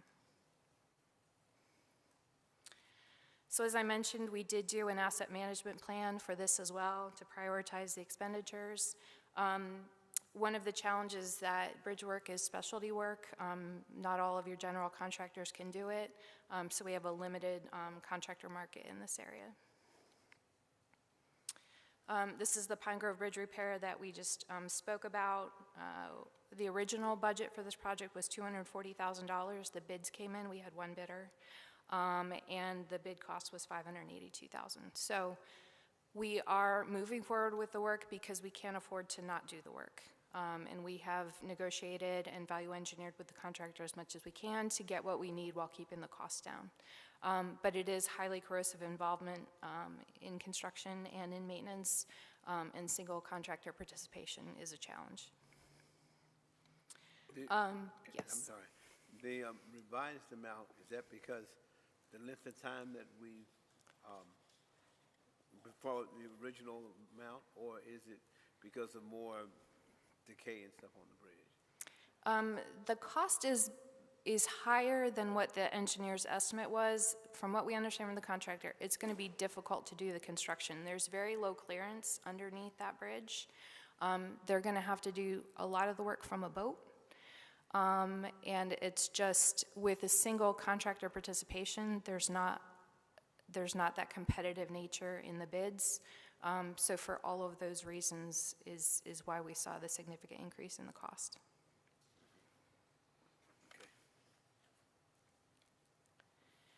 Some of the more routine maintenance that we pay for out of the bridge repair is concrete crack sealing. If you can seal the cracks before they spall and the concrete starts to break apart, that's a better way to deal with the cracks. So we've got 3 locations with some cracking that we need to address. Some of these culverts are very long, so the crews have to crawl in through the culvert and do the repair from the inside. The bridge repairs are typically a little more straightforward. And we have budgeted $48,000 for that. And then concrete repairs, this is what happens if somebody hits a piece of concrete or if those cracks don't get repaired and it leads to spalling of the concrete, then they actually need to do a design repair, cut out sections of the concrete, potentially repair some of the rebar underneath in order to get an effective repair. So we've budgeted $95,000 for repairs at 7 different locations. In addition to the work that we would need to engage consultants to design and then bid out, there is some ongoing maintenance that both the streets and the stormwater services divisions assist with, and we coordinate the results of that inspection report with those maintenance folks every year. So similar types of maintenance that I talked about with the riverfront assessment, cyclical, condition-based rehab, and then replacement, Our 10-year bridge repair and maintenance program has costed out at $12.7 million. That includes 2 full bridge replacements, 4th Street and Pine Grove Bridge, as well as a full rehab of the Front Street Bridge. Those larger projects will actually be pulled out of the bridge repair program and funded as individual CIP projects because they're very large. 2 of them you've already funded for design, the Front Street rehab and the 4th Street Bridge, and we're currently working through scope and fee processes with the consultants to start the design of those projects. Similar challenges that we've heard already today. And again, for bridges and culverts, storms can play a key factor. And I'm happy to answer any questions. Thank you. And to complete the maintenance portion of the day, we'll have Dave Mays present street and sidewalk rehabilitation and building maintenance.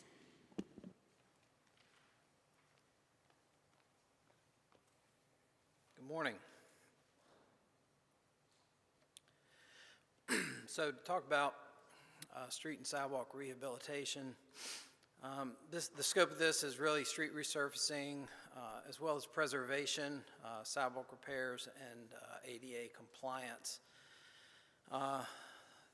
The amount shown in total available budget may be a little bit deceiving because that currently does not reflect that there's a $5 million encumbrance from the contract extension that was approved by council back in December. That's in the works, and when this was produced, that was not reflected. We also have a total available budget in our sidewalk rehab project of about $1.4 million. Got a few project examples that I'll go over with you as well. In terms of our process overview, y'all are very familiar with the fact that every 5 years we do a pavement management study for the whole city, and that gives us a whole lot of information about all the individual segments of streets that we have that are under our jurisdiction. We now have use a program called Street Logics that helps us go through a prioritization process. We heavily rely on the pavement condition index in that process to help us figure out where we need to spend our money. We have also been able to use some factors like the average PCI per census tract, ADA compliance, as well as transit stops to help us guide our way through that decision process. Challenges that we have is we can't just spend money on the roads that are in really bad shape. We have to keep the good roads healthy. And it's also very difficult to change the trend of that PCI, that overall PCI from the public's perspective. I'm going to walk you through our census tract analysis. And again, this is where we've taken all of the individual road segments within a census tract area, and we've averaged that PCI across that entire census tract. The map that's up there right now is that specific analysis as of all the improvements that we did up to March of 2022. And the darker shades within that map essentially represent lower values in terms of the average PCI. So you can see we had some darker areas in the downtown area and some out towards the Mason Borough and Wrightsville Avenue area.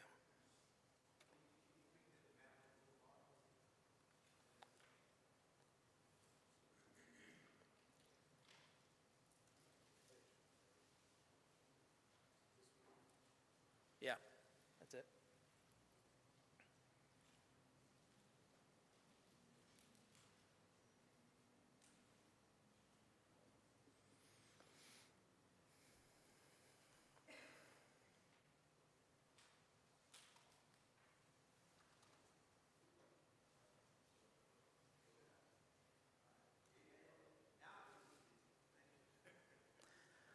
I'm sorry, Dylan, you're going to have to do that 3 times. So again, the intent of this is to show you the condition of the average PCI across the city. And that first map really shows where we were in March of 2022 when we first ran this analysis.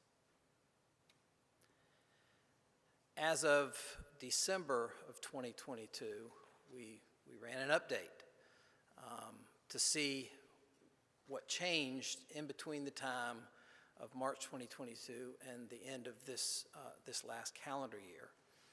And you can see in the areas that are somewhat hatched, we showed that the average PCI did change, and in some cases it even changed in terms of the gradation. So the color on the shading of the map got a little bit lighter.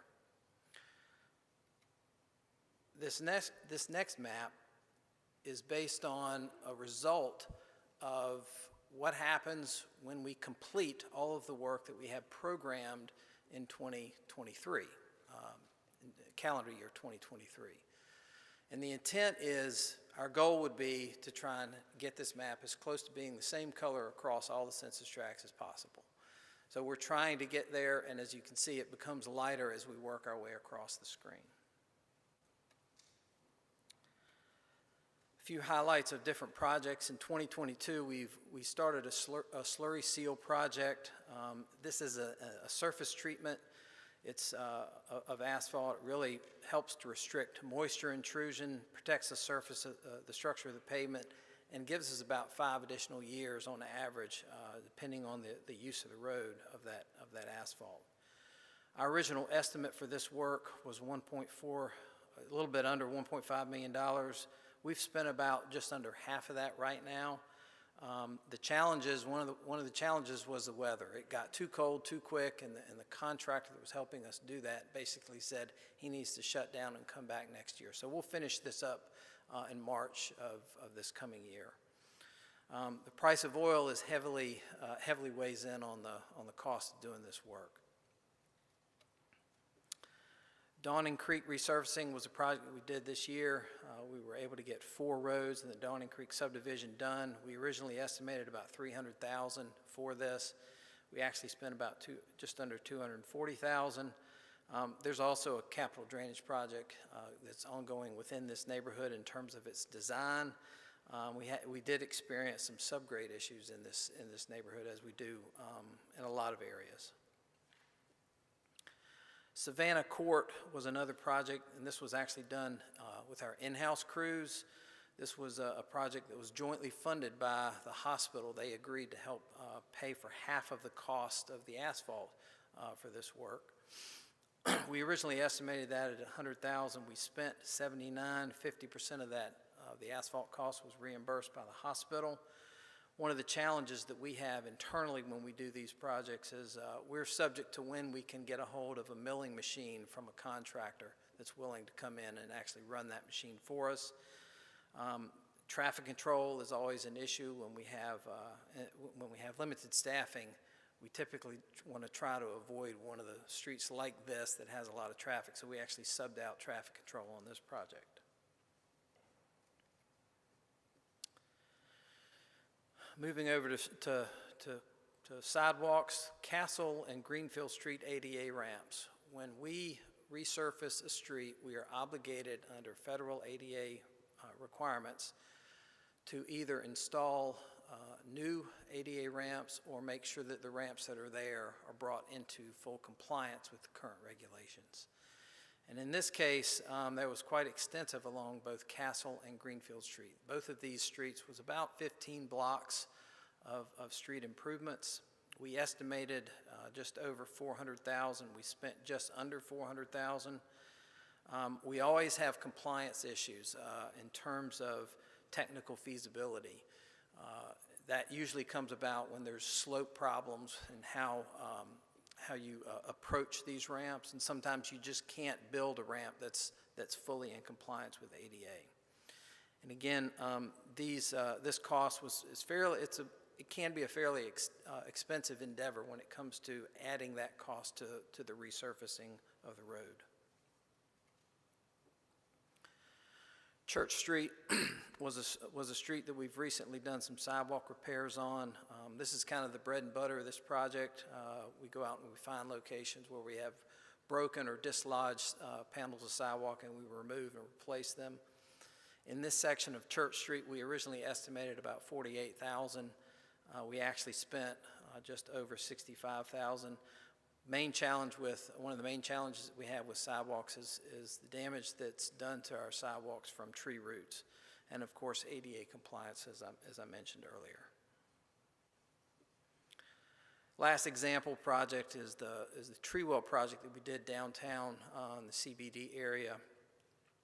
We installed FlexiPave, which is a relatively new product for us, and tree wells within CBD. I didn't add this to the slide, but this was funded through the MSD. We originally estimated just over $100,000. We spent just over $100,000. This was done in right around 100 different tree wells throughout the CBD.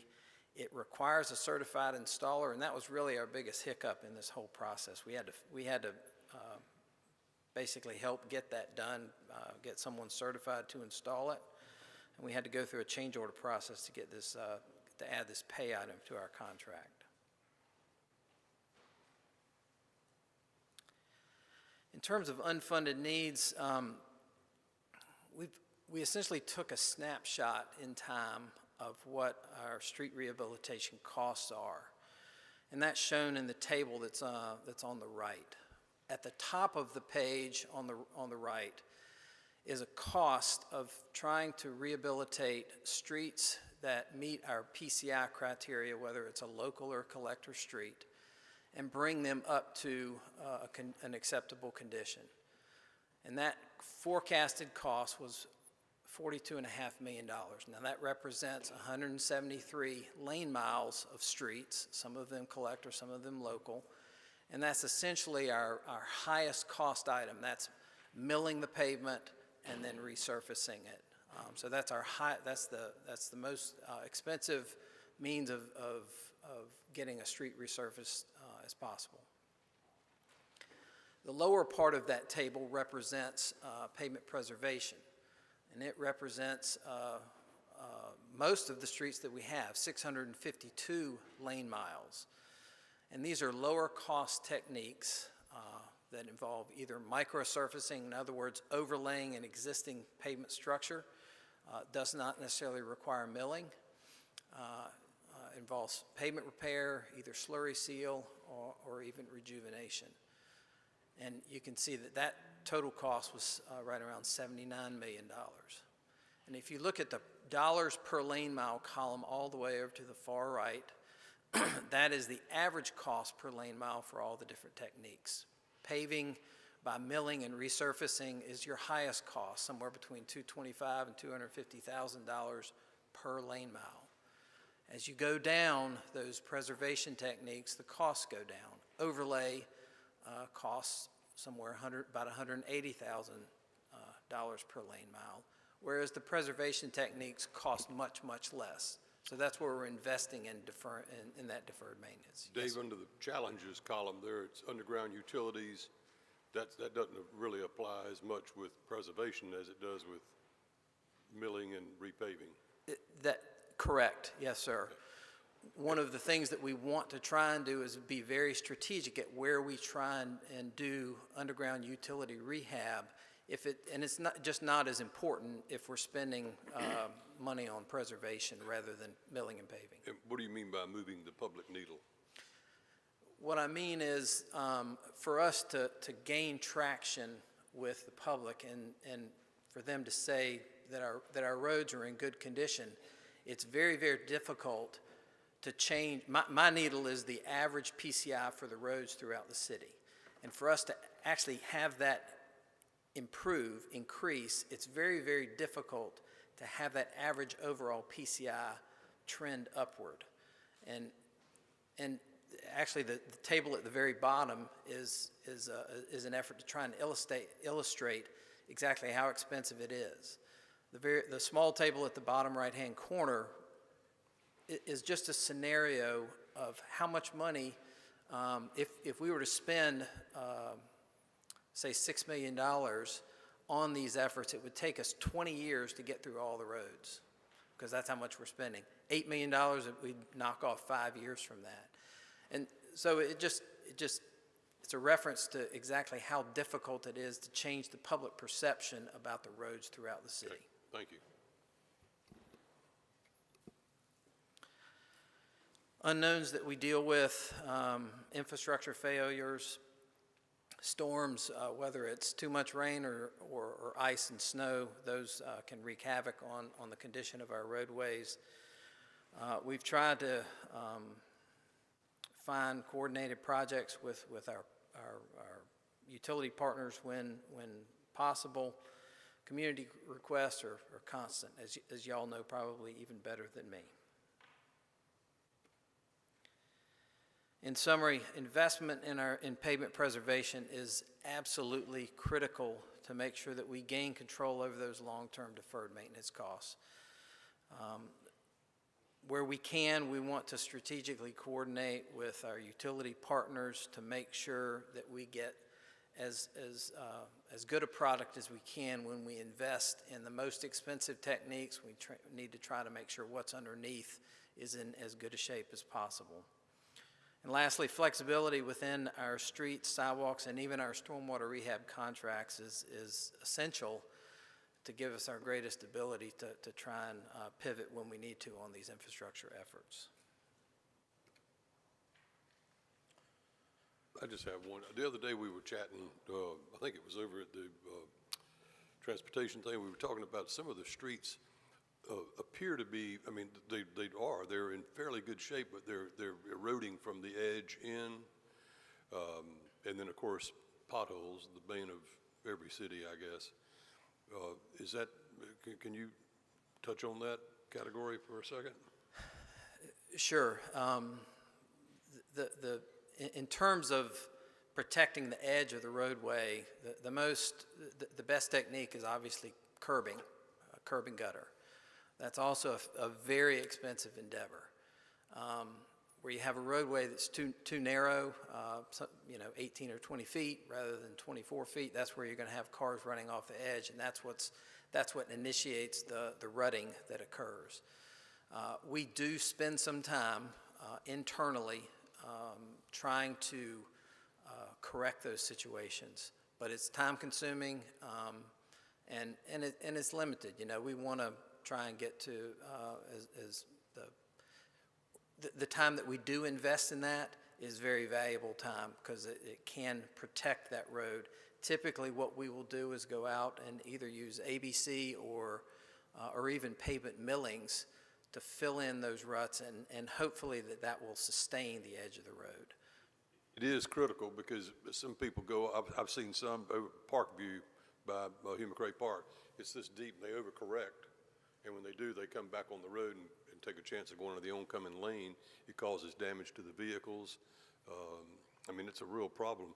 And then I guess the reason I asked my question is, what category does that fall under? I mean, we've talked about, every kind of paving and preservation. Where does that fit in, that and pothole repair? That's just our everyday routine maintenance. And that's best handled by our staff, because it's hard to, I mean, if you think about filling in ruts along the edge of a roadway, that's scattered throughout the city. It's not very effective for us to hire somebody necessarily to do that for us. So we typically would handle that with our internal staff. So you respond to complaints as? It is complaint driven. Certainly, if you have locations that you see, please let us know. We'd rather. I'll let you know from time to time. I know you do. Yes, sir. Thank you. Dave, on some of the older subdivisions, especially in Pine Valley, maybe Lincoln Forest, some of the older ones, and some of the ones that were annexed in 95 and 98, the street standards in those days were tremendously different than they are today. I think we have a specific standard, correct, when we're asking, or we're going to take over a road in a particular subdivision once it's turned over to the city of Wilmington. Could you just kind of give me just a snapshot on what those standards are? Sure. First house I bought in Wilmington was on Longleaf Acres Drive. It's an 18-foot wide ribbon pavement, no curbing whatsoever. Today's standard, if I'm not mistaken, within our City of Wilmington Public Technical Standards Manual would require at least 24 feet width in asphalt plus curb and gutter. In the pavement section, I may have to refer to my city engineer, Mr. Cowell, in the back, as to exactly what the pavement cross-section is, but it's typically going to be 4 to 6 inches of ABC, which is coated with a 2-inch surface course on top of that. A lot of times we'll go out there and find, as we're rehabilitating an existing street, that you mill off the asphalt and you're right on top of subgrade or earth. So we run into a wide variety of different situations. In fact, we just did an analysis of a street. We've done some geotechnical work just to evaluate what it is we're going to do when we do reconstruct that street. It happens to be in a more industrial section of town, and we need to make sure that what we put back is going to last, because we don't want to invest in it if it's not going to last. Do we know the subdivisions that were built prior to the dates of our standards, or the areas that we have annexed since 95, 98, even going back into the 80s? As to some of those streets, we know the subsurface is organic. I mean, it's dirt.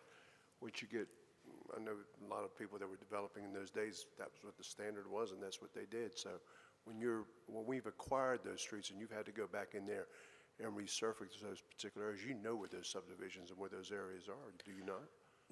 Before we invest in resurfacing a street, we are more than likely going to go out there and do our own investigation to make sure we know what we're getting into. The last thing we want to do is have a milling machine sitting on site, and we run into something that we don't know about. So we try to do the best job that we can of investigating that beforehand. We haven't gone out and wholesalely done a complete neighborhood by neighborhood investigation of all those segments. We've done it from the surface, but we haven't done it from the subsurface. That would be a fairly expensive endeavor. Okay, and currently our budget for resurfacing for this year was what, $8 million? I'm sorry, What was our total budget this year for the resurfacing?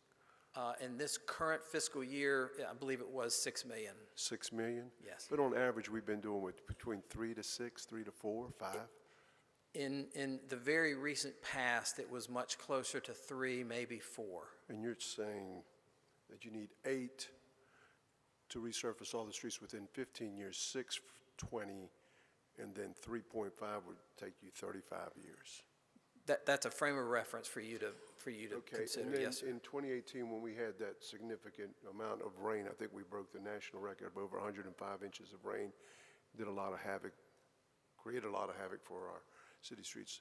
What has been the catch-up on that? I know that you were evaluating that impact after Hurricane Florence. What do we know?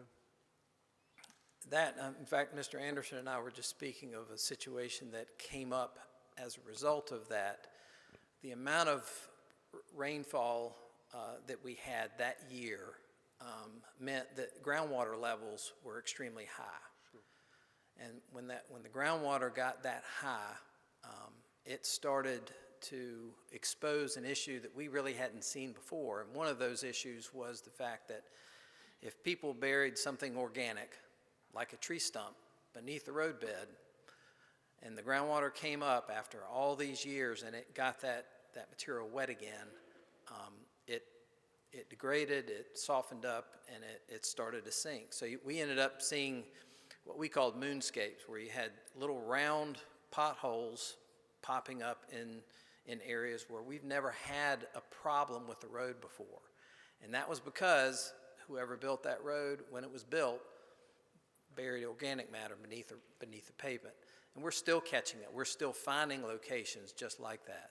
So it's been a long road to try and catch up from all of that. A lot of that is very, I don't want to say it's systemic throughout the roadway systems, but it does require primarily our staff to go out there and manage it on a complaint by complaint basis. Okay. And then the last thing, I know that you had ordered a piece of equipment for resurfacing purposes. I think it was a piece of equipment, asphalt machine. Yeah, a new paver, yes, sir. A new paver, I'm sorry. And the old paver, you were limited as to what you could or could not do. And I know that we were delayed on that because of supply chain or what have you. You have received that. We piece have of machinery received now. it, and we've actually used it, yes, And you're sir. accelerating that process. Yes, sir. As soon as the weather comes back around, we'll be swinging back into in-house resurfacing. So I guess what you're sharing with the council is that if we want to resurface these streets much quicker, it's going to just cost a little bit more money. I mean, don't be ashamed. No, sir. Okay. You've hit the nail on the head. Okay, so we as a council understand 15 years is 8 million, 20 years is 6, and 35 years is 30.5. Okay, thank you. Wait a second, Dave. You mentioned the little moon, what did you call it? The moon what? Moonscape. It's not an official engineering term, though. Okay, you can coin that and get paid off of it. But so as it relates to those, like we all see them all across the city, and when we repair them, are we doing our due diligence on repairing them, or are we just spot repairing them? There's a wide variety of effort that can go into that. But yes, we try to do our due diligence when it comes to repairing those locations. The fact that something organic failed underneath a roadbed is one example, and that's been a primary example of late. Another example of that is when utilities fail underneath the road, whether it's storm drain or sewer. Those would be the two most likely culprits. And we have, internally, we have the tools and the staff to investigate our own stormwater or drainage infrastructure underneath roads. And we do that extensively when the road fails because there's a drainage problem. Okay. Yeah, okay. But now, thank you. Yes, sir. Thank you.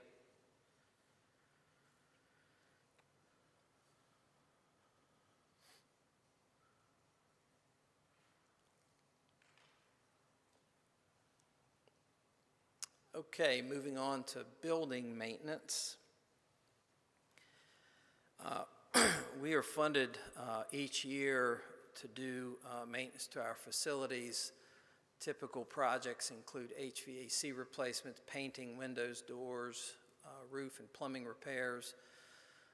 Total available budget that we have right now is about $660,000. As Mary mentioned at the beginning of the presentation, that amount has increased quite significantly over the past several years. A few example projects that I'll go over. We had some historic window repairs, sewer replacement, and HVAC replacement. I want to talk about this a little bit from being in a reactive state versus being in a proactive state. Currently, we respond a lot in a very reactive state. And that's basically we're reacting to something that has failed. HVAC unit has gone out, the roof is actually leaking, or something is broken. In the future, we want to move towards, we're actually trying to be proactive. We're replacing something before its end of life. Our current prioritization is there. If it's an emergency, we're going to respond right then. I mean, if it's a high priority, we try to get to it in 5 days. Medium is 10 days. Low priority, as much as 30 days. Our life cycle requirements are coming from a very recent facility condition assessment that we've done for a good portion of the facilities that we have. Challenges that we have are that the older a facility is, the more costly it is to maintain, and the more susceptible it is to having these failures. In some cases, these failures lead to more costly repairs. If a water heater fails at 6 p.m. on a Friday, it's got all weekend to drain into your office space, where you may have experienced more costly repairs as well as downtime for the operating department that occupies that building.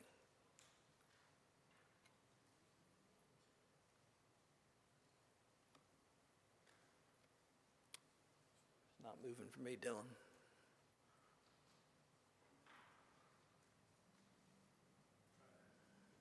There we go, thanks. So we've recently done some historic window repairs at the Community Arts Center. Our original budget was $76,000. That did not change. Part of this was funded through FEMA as a result of the damage from Hurricane Florence. And again, as I said before, these older and more historic facilities are much more susceptible to damage from especially these extreme weather events than some of our newer facilities. We've got a sewer service replacement project that is getting started right now. This is going to be replacing very old services that are in place for both the restrooms at Greenfield Park as well as Robert Strange Park. The original budget for this was $45,200. That hasn't changed. The biggest challenge here is just an operational impact at the park, and if you can barely see on the door of the restrooms right here, that's a closed sign, so that's the operational impact. So we take away an amenity for the users of the park. And then also it was kind of difficult for us to find someone interested in doing this work. People are very, very busy in the trades that we're seeking to do maintenance work right now. Last example is HVAC replacement. This is an example of a 2-ton unit that we had at Fire Station 15. It cost us about $9,000. The picture there is kind of telling because the gray unit on the right-hand side of that picture is the new unit. There's 3 others in the waiting, so it won't be long because based on their age, we'll probably be replacing those fairly soon. We try not to have an impact, especially at fire stations, since those are 24/7 facilities. We want to minimize those impacts. And at times, in these cases, sourcing the equipment has become a problem. So if we look at the unfunded needs, first, to give you an overview, we've got $176 million of insured value of over approximately 1.3 million square feet. Right now, we are operating systems within these buildings to failure versus trying to replace them at scheduled intervals. If you look at the amount of money that we're putting into CIP in terms of maintenance budget, that was right around $600,000. That's about 0.37% of the total value of what's insured. So it's a fairly small ratio. Now that has improved, but it's still a fairly small ratio. We completed a facility condition assessment for approximately 51 of our facilities. Most of those facilities that we did this on were greater than 10 years of age. There's a few exceptions to that. There's quite a bit more that we would like to do facility condition assessment on. That FCA yielded information that basically says life cycle information for the facilities over the next 5 years for the facilities in that assessment was valued at about $19.7 million. We really need to complete that facility condition assessment for the rest of our facilities, and not to repeat the same things that others have said before me, but contractor responses are hard to get at times, and staff bandwidth is also an issue. Mr. Mays.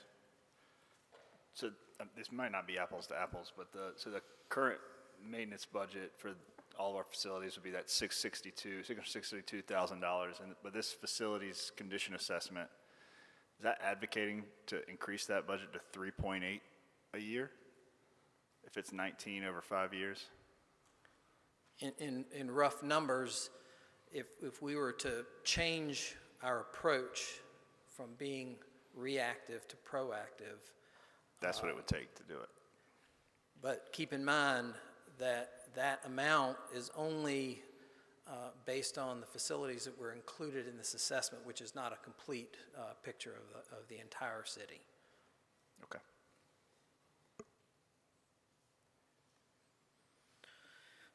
Unknowns that we have to deal with, whether it's equipment or system failures, storm events certainly wreak havoc on our facilities. We do have ability at times to share funding needs with our leased or tenant spaces. And as I said before, we need to finish off the database for all of our facilities.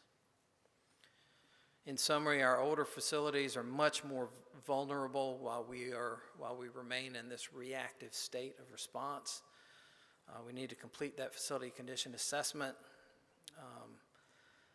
Scheduled facility maintenance and major system replacement before failure is an ideal standpoint.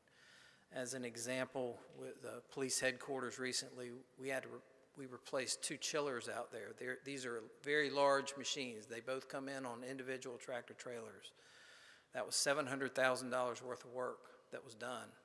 And if we did this under that budget, then essentially we wouldn't be doing anything else. So we can't sustain those large system replacements through this type of funding mechanisms.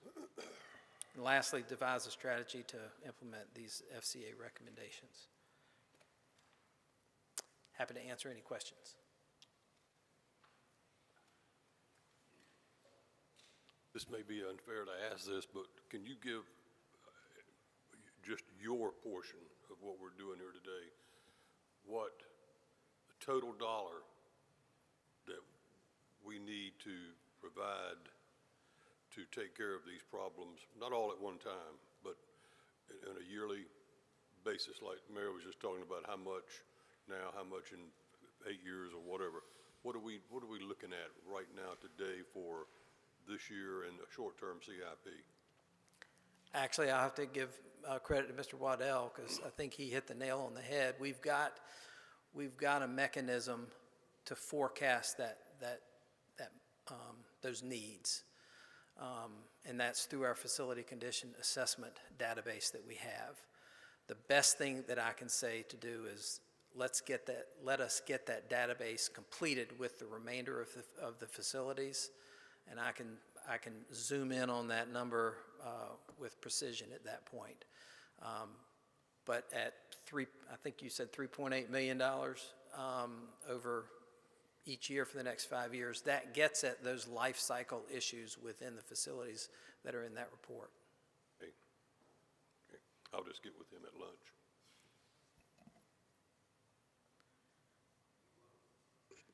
You had a list of like streets that you were working on. You remember that long list? And I think the last time we presented something on streets, and I asked if I could see where we are with that, like especially on the north side. So if I can get that, I'd like to see that. No problem. Yes, sir. Thank you. You got it. Thank you. We got it. We got the building. I don't think it's signed yet, but we have signed it. Mr. Mayor, we've reached the point in the agenda where we are scheduled to break for lunch, but if you want to give us about 20 or 25 minutes of your time, we can go ahead and take care of the item that's scheduled immediately after lunch before we break. Okay.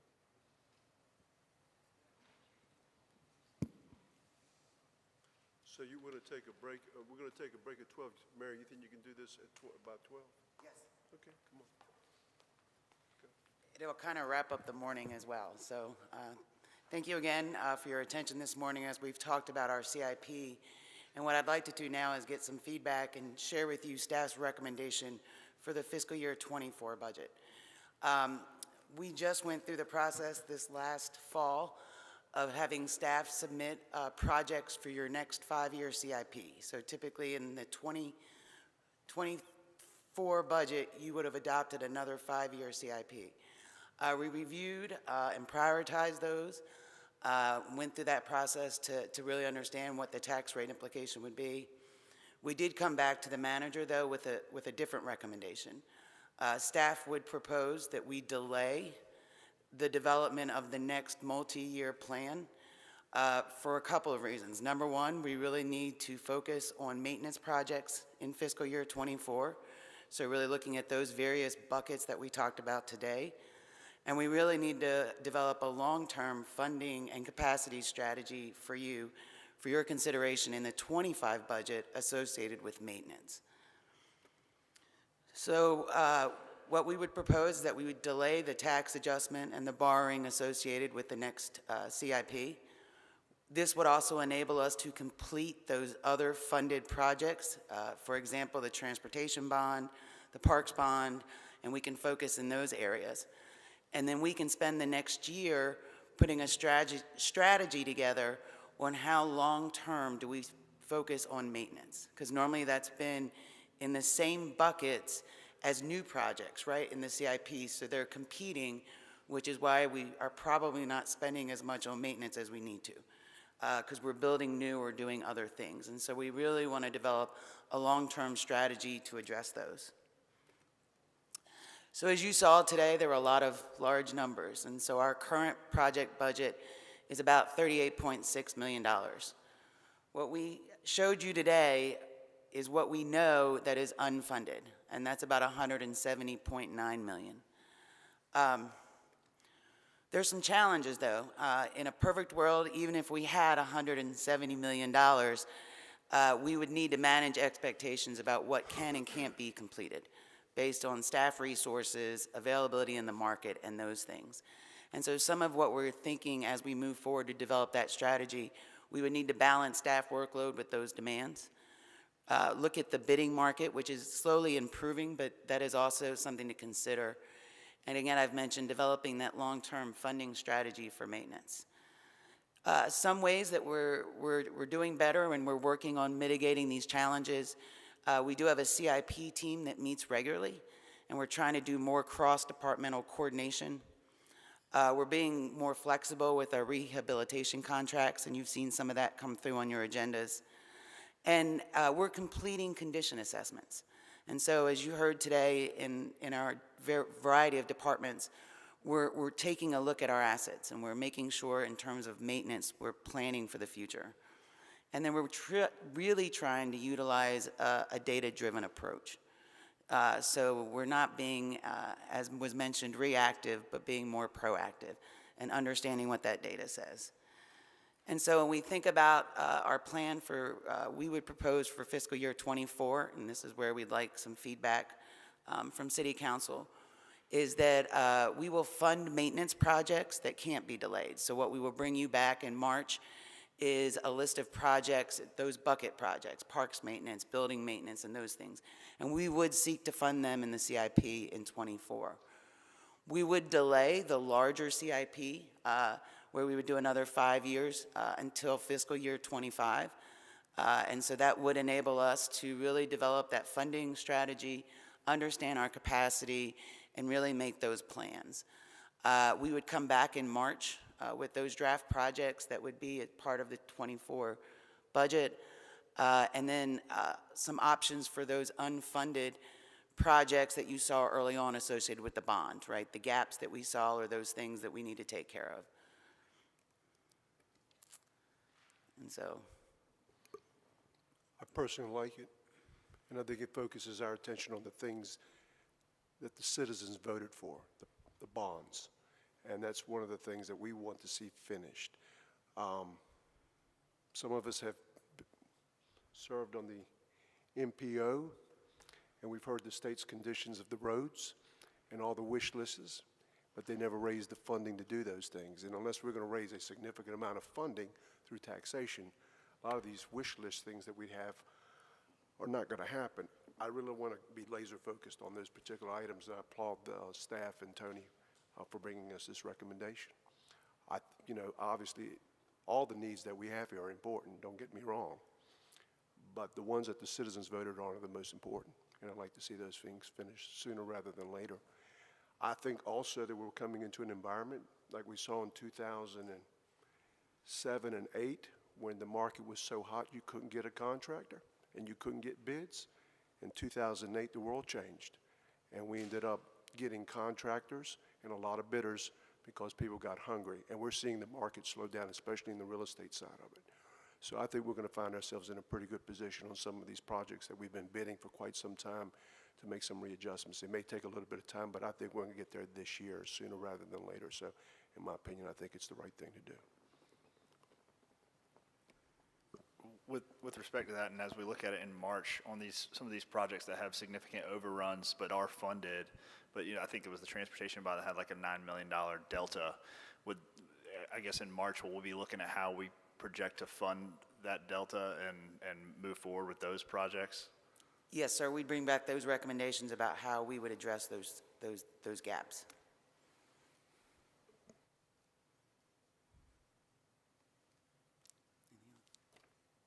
Thank you. Thank you. I'd suggest we break for lunch and we'll do strategic planning afterwards. Okay, thank you. Lunchtime.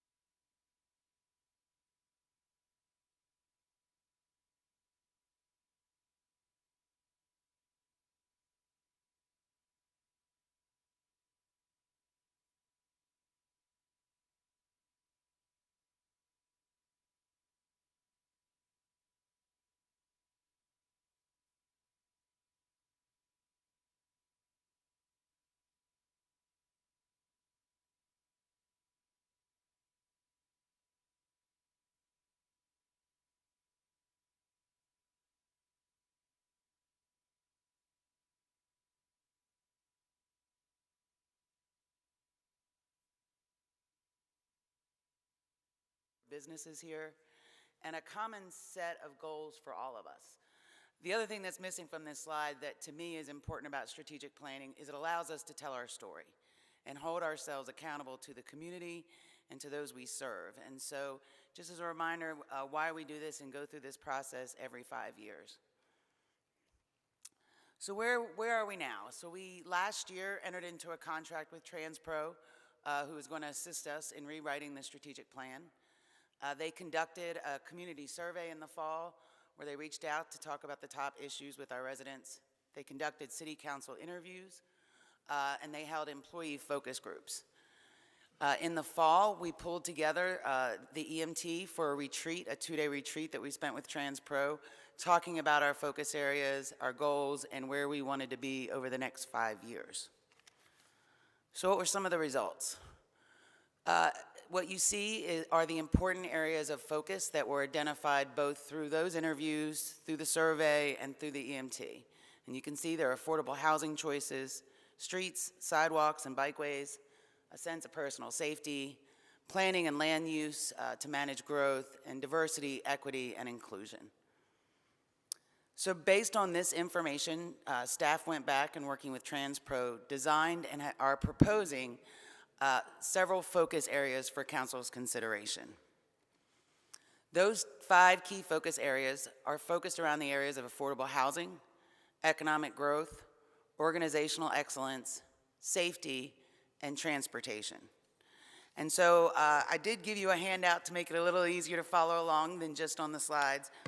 And so what you have in front of you are specifically the focus area title, and then the definition that we have pulled together to go along with it.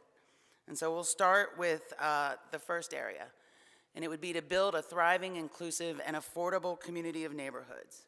And so the definition, we think about it, is a comprehensive focus on neighborhood development, including policies and programs for affordable housing, enhancing community relations, and expanding equitable access to neighborhood amenities. The second proposed focus area focuses on economic growth. It would be to create an environment for economic growth, job creation, and cultural vibrancy. A city well-positioned to compete regionally, nationally, and globally to create jobs and business opportunities, building upon its strengths as a destination for culture, arts, conventions, and recreation. When we think about internally, we would like to achieve organizational excellence. So a fiscally resilient and operationally effective government powered by high-performing and knowledgeable employees who we've equipped with the appropriate tools and resources to offer excellent, equitable, and innovative customer service.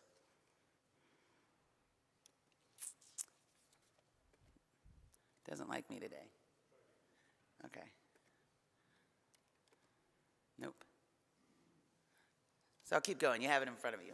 Our next one is in the area of public safety, to create a safe, healthy, and engaged community.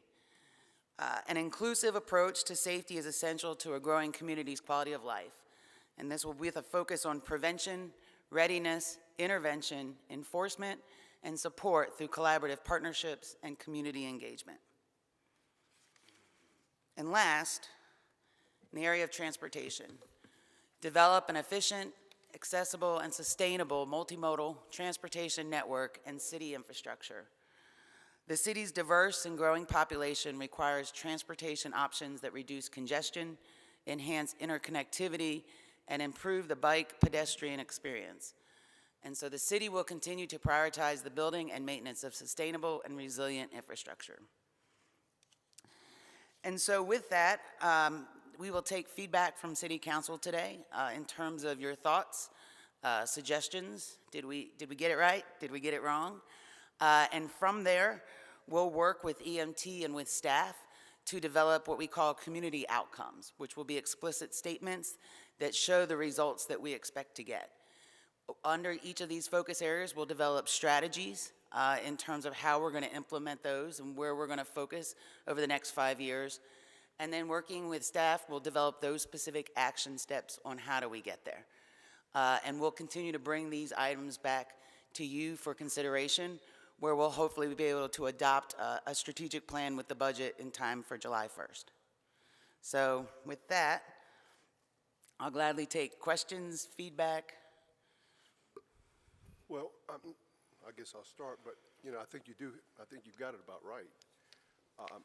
But I want to go to create the safe and healthy and engaged community in respect to the collaborative partnerships and community engagement. I guess one of the big concerns I personally have is with the homeless issue that we're wrestling with here in Wilmington.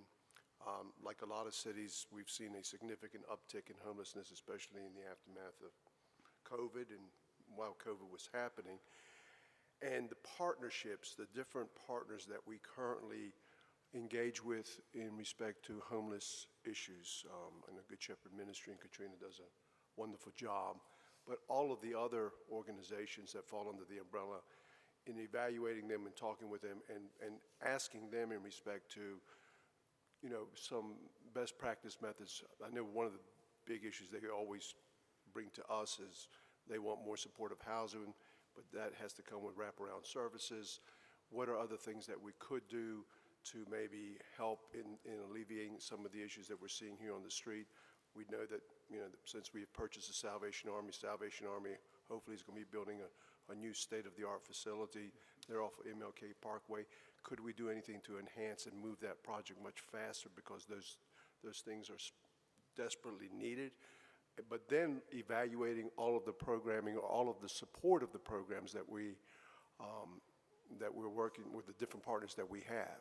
And then the other part of that would be, you know, any kind of a regional effort. Obviously, you know, maybe Pender and Brunswick don't have the facilities, but we do, I'm sure, have some residents from those communities that come here, because of the fact is that there are a lot of services within the city and the county, in addition to working with the faith-based groups, the churches and that are out there that are doing some work in that field. But that's something that I hope that we specifically spend a heck of a lot more time on and really come up with some solutions to this very complex problem here. Because what we have seen that has exploded on the West Coast, especially in San Diego, you know, Los Angeles and San Francisco, could very well happen anywhere, and it could happen here. And it's an issue that a lot of people want us to help fix. And what kind of money are we going to be receiving from the federal government? Are we receiving any money from the state government? How are we implementing that and using that? I would hope you folks could come back to us with a strategy. And, you know, I'm glad that the county's part of this and has been helping us in hoping to address that particular issue. But it's something that is concerning to a lot of citizens and business owners in our community, as well as the people that are out there on the street. Amen.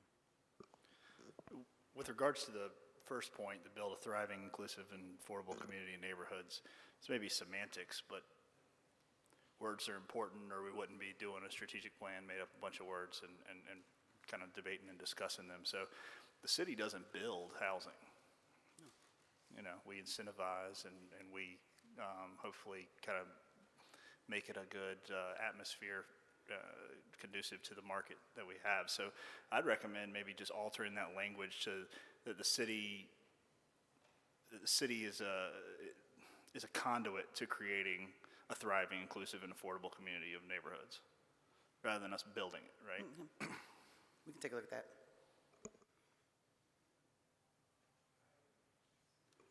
I too agree with the mayor in the sense of, I want to make sure that we're continuing to do things regionally. You know, that we connect and collaborate with, you know, regional partners. Because we are, again, we talk about, you know, Wilmington as the hub for this, you know, southeastern region. So I just want to make sure that we're continuing to do that. But I do think that you guys hit it on the nail. I think you did a good job with that. Thank you. Well, I would just say, I mean, I've got to believe that the three in the background, the council interviews, I guess, the focus groups and retreat were more effective, because I happened to get one of the calls, my wife did, and I told them when they interviewed me that I thought it was the worst ever. It wasn't. They gave us 8 choices on one question. Had to repeat it. You repeat it, it was 3 minutes to repeat the question. You know, you're on the phone here. This is not like, finally you just go, 5. I mean, it was just, you know, it's just like, what? It was useless. And I told him as much. I wouldn't hire him to mow my grass. I mean, it was unbelievable. So whatever they got from that, I told them in my interview that I take nothing from it, 0. So I'd never seen anything. If that's what they do for a living, I just can't even imagine.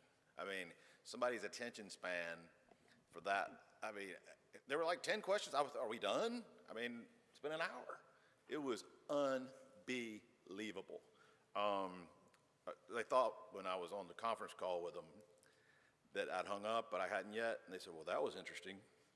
You know, it was just awful. So, but I do think they, in my interview with them, that I told them I wanted them not to be, you know, ivory tower about it. And I think they did drill down, and I'm glad to see that versus it's kind of like actionable stuff, not flowery, you know, beautiful language, like something that we can really sink our teeth into.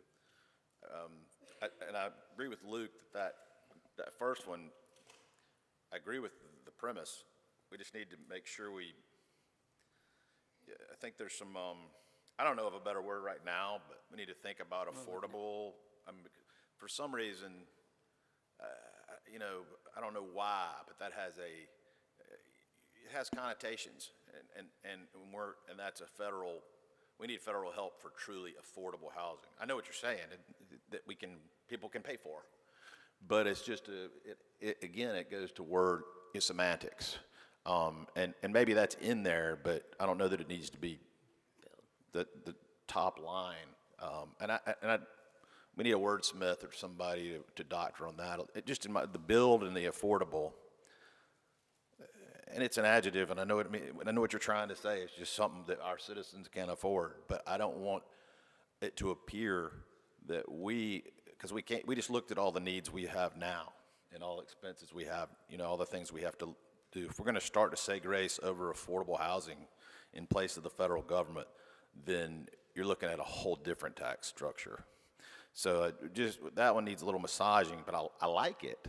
I just think the wording needs to be massaged on that one. But I do think these are a lot more like what I was looking for in terms of something that you can really hang your hat on instead of just it be a cover page. I don't want to be a cover page. Oh, that's pretty. You know, next, I think there are pillars we can hang our hats on. So, thank you. Thank you, sir. Mary, Yes, sir. can you hear me? Mm-hmm. Okay. I don't want to sound like God or anything. It's just me, Kevin Spears. I disagree. I disagree with the wording, building a thriving, inclusive, affordable community and neighborhoods. I think most people understand what you mean there. I don't think anyone thinks that the city of Wilmington is in the business of building homes, but we are building a thriving and inclusive, we're supposed to be building a thriving and inclusive community. And so when we mean community, we're talking about the city of Wilmington. So I don't see any negative connotation there. But I will give a salute to our one of our former employees, Eris Dunstan, where I think as we talk about diversity, equity, and inclusion, we need to put an equity lens on the things that we do to secure that we are reaching the levels of diversity, equity, and inclusion in the work that we do, and also from the people who are in partnerships with the city of Wilmington. So I want to see us do that going forward, and I think it helps us. I won't say that it takes care of all of the concerns that we have as the city of Wilmington, but I think it helps put things in perspective. Thank you. You're welcome.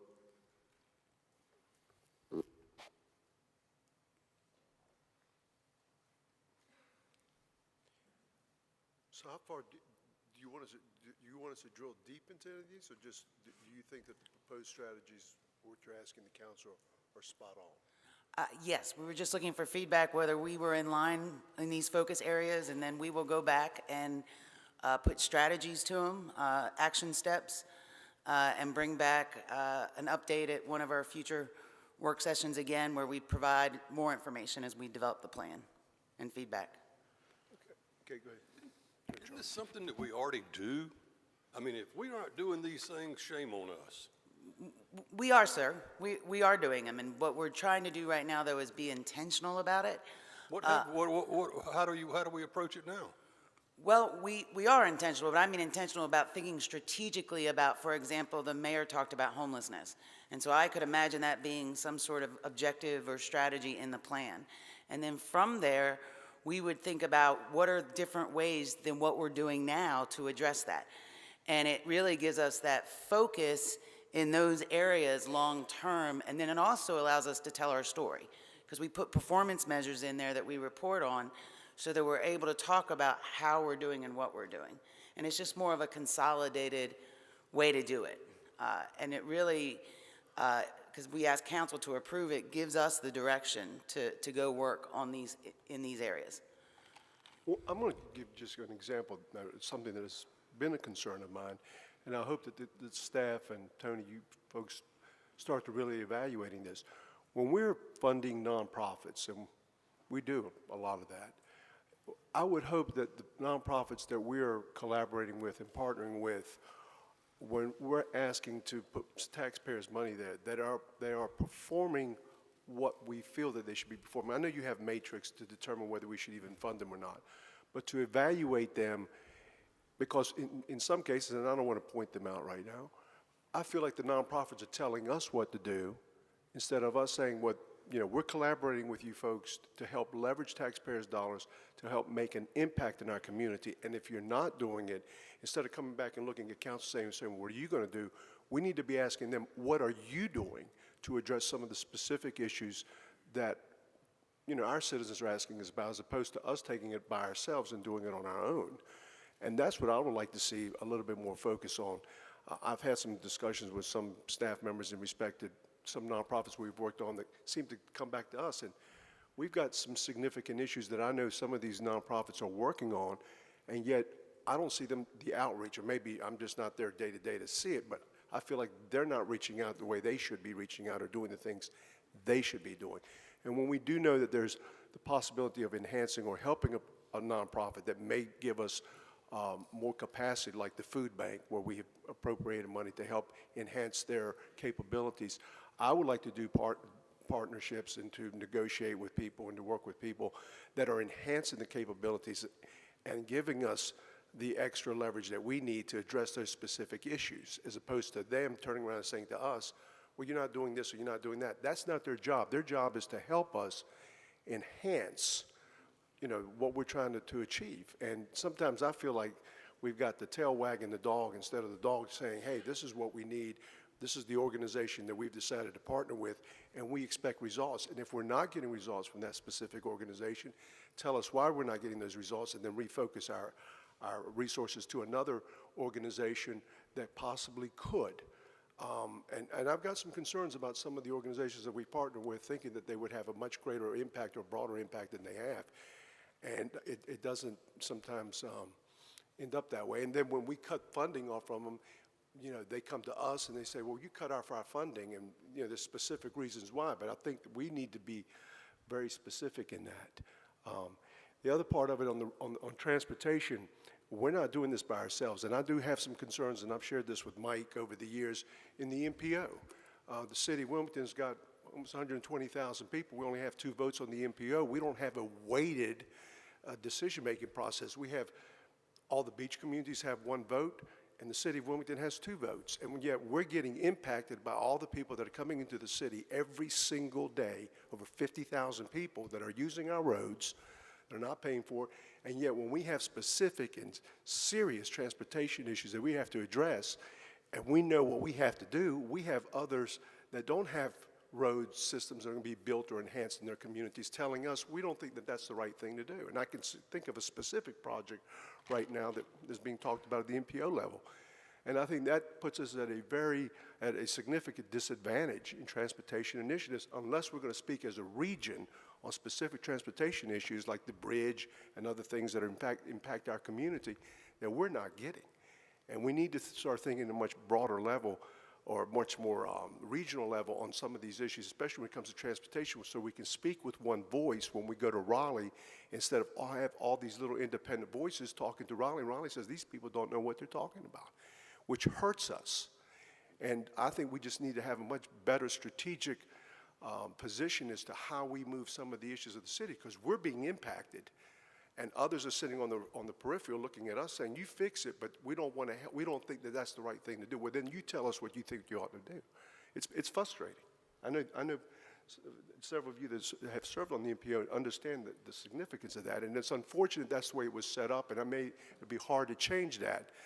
But I don't think it's fair that we only have 2 votes on transportation initiatives when we have others that have no transportation issues in their communities that are impacting us. And that's just some of the things that we need to really take a look at in regards to our partnerships and how we talk in a regional manner on a lot of specific issues now that are facing all of us. And as the community's grown, as New Hanover County's grown, as Pender's grown, as Brunswick has grown, that voice needs to be unified. And I see the way Charlotte does it, I see the way Wake County does it, and they do it differently than what we're doing down here right now. I think that last one, the one that the mayor was just harping on a little bit, I don't know how we do it, but again, I mean, it's in there now, but you know, the thing we hear the most, I mean, it's top of every survey that's ever didn't have 9 questions. But, you know, the ones that have 3 where you can keep it in your head, is streets. And it's in there. But I think if I were a citizen, I don't know how many citizens will actually read this, but if they were, I'd want it somehow that we know our street system and our road system. I appreciate the multimodal piece, but everyone that wakes up every morning, I mean, the high percentage. I mean, I realize we had a presentation about how many people that do not have cars in our community at MPO. So I recognize that's there, but somehow elevate that a little bit, because I mean, if it begs the question, are we hearing them? You know, if it's not somehow a little more our road system, and this what we just talked about with Dave's presentation, and how big a commitment that is to really address. Not that we're trying to address it, but I mean, he gave us several options. And the public, I mean, I have people just walk up to me and ask me questions, and they're just in disbelief that it can't be, why can't that be fixed, next month? And but that needs to be given some kind of fleshing out to where that's spelled out, in my opinion. I walked out with Luke at MPO last week, and we were looking at how much money we've put in versus the other folks, and we're sitting there about to debate a major piece of infrastructure that's fully funded and ready to go in the city limits, and to realize that we could both vote yes. And I don't know how Luke will vote, but we could both vote yes and be jumping up and down for it, and it not happen. So and looking at how much we put in versus the others, I don't know how that formula ended up the way it is, but it's if those folks, we can look at it 2 ways. They need to give more if they want that much power. It's not a good situation. In the past, we haven't had. Luke's fairly new on it. He asked me questions, and Charlie was on it, and it never felt like we really had a whole lot of choice in a lot of the things. It just came from the state, but they're allowing some swaps of money now and giving us a little more say, other than coming up with priorities and sending them to Raleigh and hope they listen to us. But That is a concern. I don't know how, you know, I know it's probably about like changing a lot of other things that seem to baked in these days, but it's a helpless feeling on that committee when, you know, I've watched several projects, and some when I wasn't on council, but, you know, whether it be this Southern Bridge or whether it be Independence Extension, things that seem, you know, they're on the front burner, and we push back at the last minute, and then that evaporates for years. And I'm digressing away from our topic here, but the mayor got me going, rattled my thoughts on that MPO. But just see if you can flesh out the maintenance of our streets in the verbiage there, because if I were a citizen reading that, I'd be kind of like, they're worried more about trails and, you know, all this than what we're all worried about that we hear from all the time. One other thing, I mean, you know, we talk about affordable housing. I know affordable housing is a serious and important issue for our community, and it's an important issue for the business leaders in this community, because they need to have the workers of the 21st century. They're going to be able to live close to where they're going to be working. And affordability in the city, because of we only represent 51 square miles. We don't have that much land availability to do a lot of the things that maybe other communities that have larger tracts of land could do. And I'm glad that, look, we've got a great partner with New Hanover County that has stepped up to the table, that is talking serious about affordability. But there's other players that I think that we need to reach out to have much broader discussion. The Wilmington Housing Authority. One thing with what happened with the issues with the authority with the mold, it demonstrated the age of that housing stock is so old, it's antiquated, and they're spending millions of dollars, just like we are, in maintaining old infrastructure, unfortunately, that is costing them a lot of money. And a lot of the stuff that was built in the 40s. The density is adequately low, so there's an opportunity for redevelopment with working with a housing authority. And they're talking about Hillcrest, they may be talking about Houston more in the future, about how to redo those developments in a way that brings people back into them, brings a mixed income level in there, which also involves some some stuff for business to be able to be there, to have a more mixed unit type process. So I think there's a lot of opportunities there moving forward that could really increase the amount of units. For example, I think Hillcrest has 234 units on a 24-acre tract. It's at very low density, and they're looking at, I know currently now, it's one of the oldest housing stocks in the country. So there's some opportunities there for us to partner with them as well as the county to really enhance and bring more units online that would give us 30% AMI, 60% AMI, and 80% AMI, and some market rate rent opportunities there. So I would hope that we would do more for outreach in respect to that. I know Auburn does a lot of business stuff. That's a good way to us to get into the door and say, hey, what could we do? How can we make this thing happen? How can we enhance that? Because they have the property within the incorporated city limits that give us the capability to increase that density if we wanted to by working together as we have. So I just hope that we do a much better job in collaboration with our partners, our regional partners and our local partners, and a lot of the things that we're working on here. Anybody else? Okay. Thank you. Thank you, Mayor. Mr. Manager, wrap it up. Mr. Mayor, if we could keep you another 3 hours, we would, but we're going to give those back to you in your day. I think that concludes pretty much everything we needed to do. Obviously, Mr. Rivenbark has something. Sometime back, Dave Mays was at the podium at a council meeting. We were talking about electric vehicles, and I asked that time for some kind of an update as to where we are with EVs, replacements, the expense that goes into replacing. Just wondered, because more and more I'm seeing, not from conspiracists, but I'm seeing counter-arguments or counterpoints to the proliferation of electric vehicles, both personal and institutional. And I'd just like to have an idea of what our city policy is moving forward with regard to electric vehicles. Thank you. Anybody else? Thank you very much. Thank We you. appreciate your time. Thank you, sir. With that, we stand adjourned.